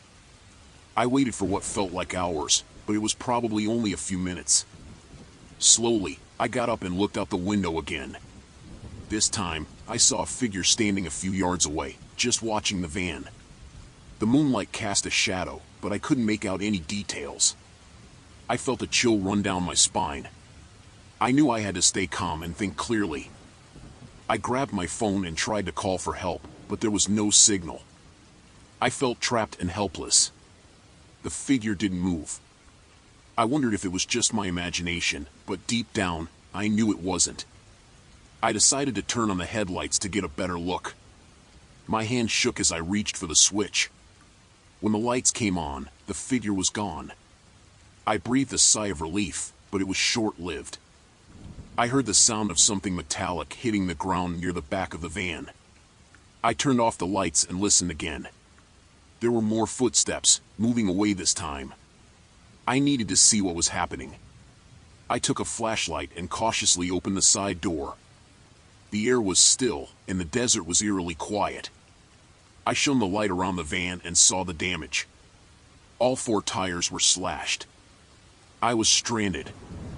Fear gripped me, but I knew I had to stay alert. I looked around but didn't see anyone. Then, in the distance, I noticed a faint light moving away. It was the figure, heading toward the hills. I didn't know what to do. I couldn't drive, and there was no cell signal. My only option was to stay put and hope for daylight. I got back inside the van, locked the doors, and tried to stay calm. Sleep was impossible. Every little noise made me jump. I kept thinking about the figure and what they might do next. As the hours dragged on, I heard a vehicle approaching. My heart raced, unsure if it was help or more trouble. A truck pulled up beside the van, and a man got out. He looked rough, with a grizzled beard and worn clothes. He shone a flashlight into my van, and I felt exposed. "Hey, you all right in there?" he called out. I hesitated but finally opened the door slightly. "My tires got slashed," I said, my voice trembling. "Someone was out here watching me." The man nodded. "Yeah, we've had some trouble with vandals around here. Let's see what we can do." He seemed sincere, but I couldn't shake the feeling of unease. He walked around the van, checking the tires. "You're going to need new ones," he said. "I've got a spare back at my place, but it's a few miles away. You want to come with me or wait here?" The thought of staying alone in the van was terrifying. "I'll come with you," I said, grabbing my backpack and flashlight. We drove in silence, the man keeping an eye on the road. I watched the desert landscape, feeling vulnerable. After what felt like an eternity, we reached a small, run-down cabin. He parked the truck and motioned for me to follow. Inside, the cabin was cluttered but seemed safe. "Wait here," he said, heading to the back. I looked around, noticing old tools and camping gear. The place felt lived in but not welcoming. He returned with a tire and some tools. "Let's get you fixed up," he said, and we headed back to the van. The drive felt quicker this time, and I was relieved to see my van still there, untouched. We worked in silence, changing the tires. The man was efficient, and soon enough, the van was ready to go. "You should head to the nearest town and report this," he said. "It's about 20 miles west." I thanked him, still worried but grateful. He nodded and drove off, leaving me alone again. I got in the van and started driving, the fear slowly fading as the sun began to rise. By the time I reached the town, I felt a sense of relief. I found a gas station and called the local authorities, reporting what had happened. They took my statement but didn't seem optimistic about catching the person responsible. I decided to cut my trip short and head back home. The experience had shaken me deeply. The desert, once a place of beauty and solitude, now felt hostile and dangerous. Back home, I couldn't stop thinking about the figure and what might have happened if the man hadn't shown up. It took weeks for me to feel safe again. I learned to be more cautious and aware of my surroundings, and I vowed never to camp alone in such remote areas again. The desert's beauty was overshadowed by the terror I experienced, a nightmare that would stay with me forever. I moved to a small town in Kansas to get away from the chaos of city life. It was peaceful at first. Everyone knew everyone, and the sense of community was comforting. My neighbor, Mr. Thompson, was a quiet man in his late 60s. He kept to himself mostly but was always kind when we crossed paths. One morning, I noticed I hadn't seen Mr. Thompson in a while. His mailbox was overflowing, and his lawn was starting to look unkempt. I knocked on his door, but there was no answer. I asked around, but no one had seen him for days. Something didn't sit right with me, so I decided to look into it. I started by searching for any family or friends he might have had. A few neighbors mentioned he had a sister who lived out of state, but no one had her contact information. I found myself at the local library, digging through old newspapers and public records. That's when I found an old article about Mr. Thompson's wife, who had disappeared under mysterious circumstances years ago. It was all starting to feel very strange. A few days into my search, I found an anonymous note slipped under my door. "Stop asking questions," it read. I felt a chill run down my spine, but brushed it off as a prank. I continued my search, more determined than ever. Then another note appeared, this time more direct. "Mind your own business, or you'll end up like him." I reported the notes to the local police, but they dismissed it as someone playing a joke. I was getting scared, but I couldn't stop now. I needed to know what happened to Mr. Thompson. Late one night, I was going through some old records at the library when I felt someone watching me. I looked up and saw a man I didn't recognize, just staring. He quickly left when I noticed him, but I couldn't shake the feeling of being watched. I decided to head home, but on my way out, I saw the same man standing across the street under a lamppost. He was still watching me. I hurried home, locking all my doors and windows. The next morning, my car had a flat tire. It felt too coincidental to be an accident. I was terrified, but I couldn't let it show. I borrowed a friend's car and kept investigating. One evening, as I was coming home, I saw someone inside my house through the window. My heart raced as I quietly approached. The door was ajar, and I could hear someone moving around. I called the police, but by the time they arrived, whoever it was had gone. They left another note, "Last warning." That night, I barely slept. I kept a light on and a chair wedged under the door handle. I realized I was dealing with someone who had a lot to lose if I found out the truth. The next day, I decided to confront the town's mayor, Mr. Henson. He was a well-connected man, and I had started to suspect he knew more than he let on. I went to his office and demanded answers. He seemed calm, almost amused.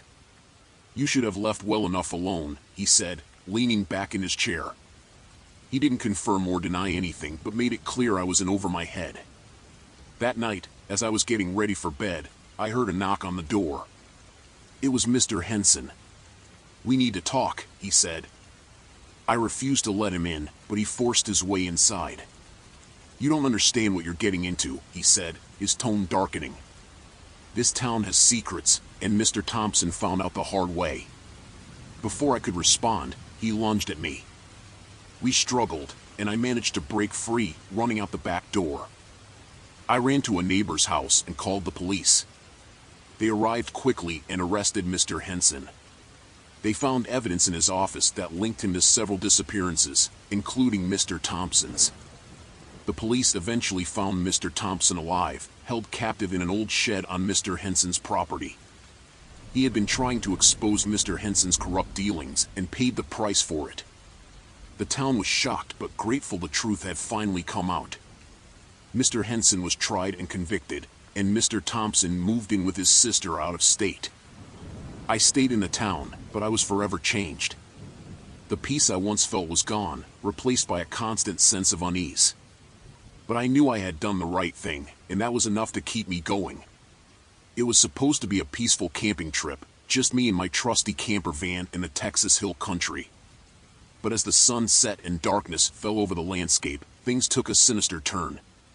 I had parked in a secluded spot, surrounded by rolling hills and towering trees. The night air was still and quiet, but there was an undercurrent of tension that I couldn't shake. As I settled in for the night, I heard the sound of voices in the distance.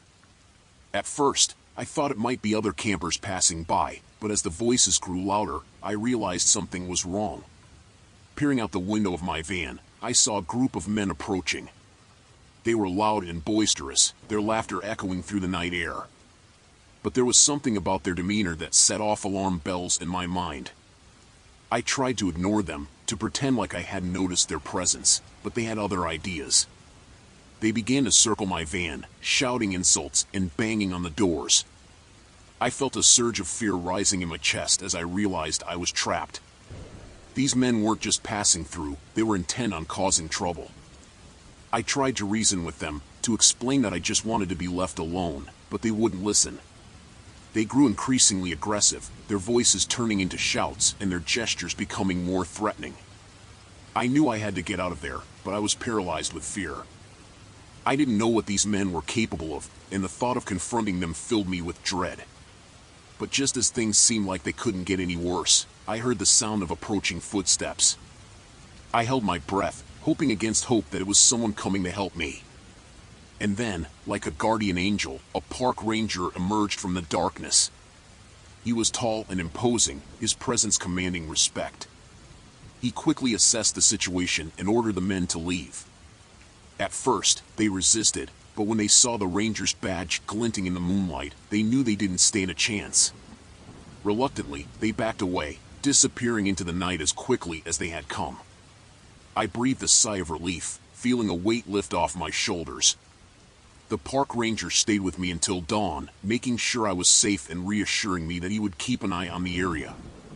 I thanked him profusely, grateful for his intervention. As the first light of dawn broke over the horizon, I packed up my things and drove away from the cursed spot as fast as I could.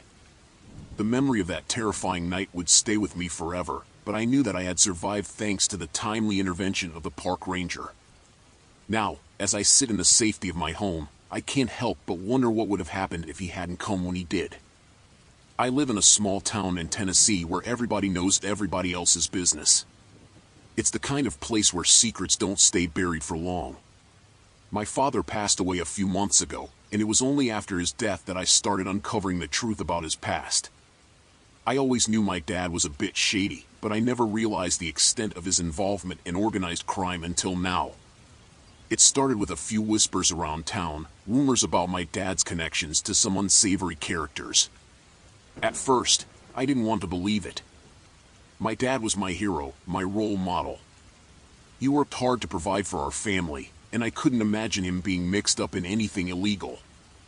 But the more I dug, the more evidence I found to the contrary. I found old newspaper clippings, police reports, even photos of my dad with known criminals. It was like peeling back layers of a rotten onion, each layer revealing something darker and more sinister than the last. I confronted my mom about it, but she just brushed it off, saying it was all in the past and didn't matter anymore. But it did matter. It mattered a lot. I started hearing things, whispers in the dark, threats against me and my family. I knew I had to do something, had to distance myself from my father's legacy before it consumed me too. I tried to leave town, to start fresh somewhere else, but they wouldn't let me. They followed me, watching my every move, waiting for the right moment to strike. One night, I came home to find my house ransacked, my belongings strewn about like confetti. I knew then that I was in over my head, that I couldn't outrun my father's past. I tried to reach out to the authorities, but they turned a blind eye, saying there was nothing they could do without concrete evidence. But I knew better. I knew they weren't on it too, that they were just as corrupt as the criminals they were supposed to be fighting against. I felt like I was trapped in a nightmare with no way out. Every time I turned around, there they were, lurking in the shadows, waiting for me to slip up so they could pounce. I started sleeping with one eye open, jumping at every little sound. I couldn't trust anyone, not even my own friends. It was like I was living in a constant state of fear and paranoia. Then, one night, they finally made their move. I was out for a walk, trying to clear my head, when they jumped me from behind. They beat me within an inch of my life, leaving me lying in a pool of my own blood. But I refused to give up. I fought back with everything I had, clawing and scratching and biting until they finally backed off. It was a close call, but I managed to escape with my life. After that night, I knew I couldn't stay in that town any longer. I packed up what little I had left and hit the road, never looking back. I checked into the motel late, just as the sun dipped below the horizon. It was a small, run-down place in rural Kentucky, the kind you pass by without a second thought. I was traveling through for work, needing a place to sleep before heading out early the next morning. The manager, a burly man with a thick southern accent, handed me the key to room 6. He didn't say much, just nodded and went back to watching his TV. The room was as expected, old, musty, with a bed that creaked in a bathroom that looked like it hadn't been updated in decades. I tossed my bag on the bed and decided to take a quick shower before getting some sleep. The water was lukewarm at best, and the pressure was almost non-existent. I didn't care, I just wanted to wash off the day's grime and relax. After my shower, I settled into bed with a book. It was quiet, almost too quiet, save for the occasional car passing by on the highway. I was starting to drift off when I heard a knock at the door. I looked at the clock, 11:30 p.m. odd. I thought, maybe it was the manager needing something. I got up, wrapped a towel around myself, and peered through the peephole. There were 3 men standing outside, looking impatient. They didn't look like motel staff. I hesitated, unsure whether to open the door. Then one of them spoke up, his voice gruff. "We know you're in there. Open up, we need to talk." I cracked the door open just enough to see them clearly. "Can I help you?" I asked, trying to keep my voice steady. "You're the one who checked in today, right?" the same man asked. "Yes, why?" "Come on out, we need to have a chat," he replied, his tone leaving no room for argument. I felt a chill run down my spine. Something wasn't right. "I don't think that's necessary. I'm just here for the night and leaving early tomorrow." The man exchanged a look with his companions. "Step outside now," he ordered. I closed the door slightly, trying to think. They didn't look like they were going to leave. I didn't have many options. Grabbing my phone, I texted my colleague, "In trouble, room 6, rural motel, call 911. Then I slowly opened the door again, stepping outside. The men surrounded me, their expressions hard. "We need to know who you're working for," the leader demanded. "I don't know what you're talking about," I replied, my voice shaking. "I'm just a traveler passing through. Don't lie to us. We know you're involved." "Who sent you?" he barked. Panic surged through me.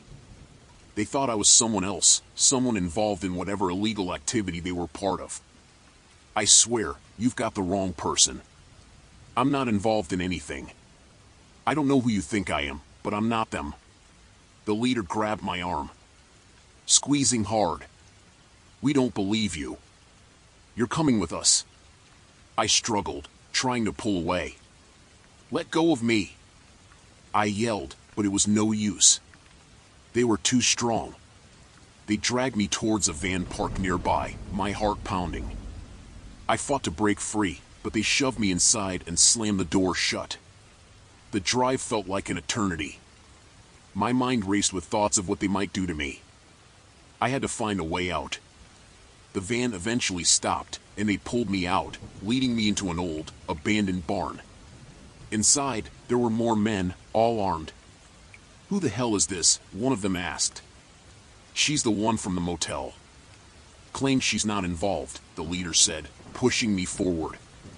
The new man studied me, his eyes cold and calculating. "Maybe she's telling the truth. We can't be sure." "Then what do we do with her?" the leader asked. "Keep her here until we figure it out," he replied. They tied me to a chair, the ropes cutting into my wrists. I sat there, my mind racing, trying to think of a way to escape. Hours passed, and the men argued amongst themselves.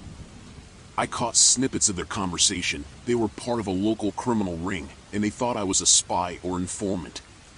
As dawn approached, the men started to get agitated. They hadn't gotten any information out of me because I had nothing to give. The leader finally decided to call someone higher up. While they were distracted, I noticed a sharp piece of metal on the ground near my chair. I carefully worked the ropes against it, trying to cut through. It took time, but eventually, I managed to free my hands. I waited for the right moment, when they were all focused on the phone call, then slipped out of the chair and bolted for the door. They shouted, realizing I was escaping, but I didn't look back.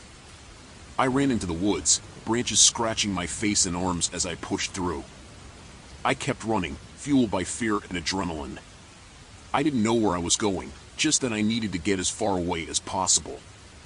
Eventually, I stumbled upon a road and flagged down a passing car. The driver, a kind older woman, took one look at me and knew something was wrong. She drove me to the nearest police station. At the station, I told them everything. They took my statement and promised to investigate. My colleague had indeed called the police, and they were already looking for me. The criminals were arrested later that day, and I was finally safe. The experience left me shaken. I couldn't believe how close I had come to being caught in something terrible, all because of a case of mistaken identity. I'm the keeper of a lighthouse, and let me tell you about the scariest night of my life. It was during a storm, one of those really bad ones that rattles the windows and shakes the whole building. I was up in the tower, doing my usual rounds and keeping an eye on the sea. That's when I saw it, a shipwrecked sailor clinging to a piece of driftwood, desperately trying to stay afloat in the churning waters. My heart went out to him, knowing that he was in serious trouble out there. So I did what any decent person would do. I let him in. I guided him up to the lighthouse, trying to be a good Samaritan and offer him shelter from the storm. But as soon as he stepped inside, I knew something was wrong. There was something about him, something in his eyes that set off alarm bells in my head. He was hostile from the start, demanding food and shelter like he owned the place. I tried to reason with him, to tell him that I was just trying to help, but he wasn't having any of it, getting more aggressive by the minute.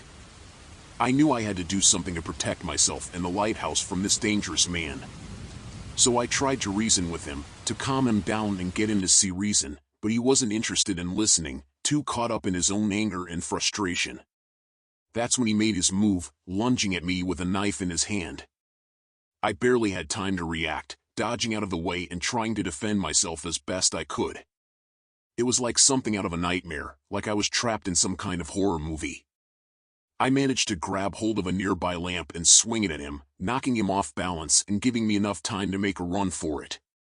I didn't stop running until I was miles away from the lighthouse, until I was sure that he couldn't follow me anymore. I called for help as soon as I could, telling them what had happened and begging them to come and get me. It felt like hours before they finally arrived, like I was trapped in some kind of endless nightmare. But eventually, they found me and took me back to safety. I never found out what happened to that sailor, whether they caught him or whether he managed to slip away into the night. But one thing's for sure, I will never forget that night for as long as I live. It was the scariest thing that's ever happened to me, and it's something I hope I never have to experience again.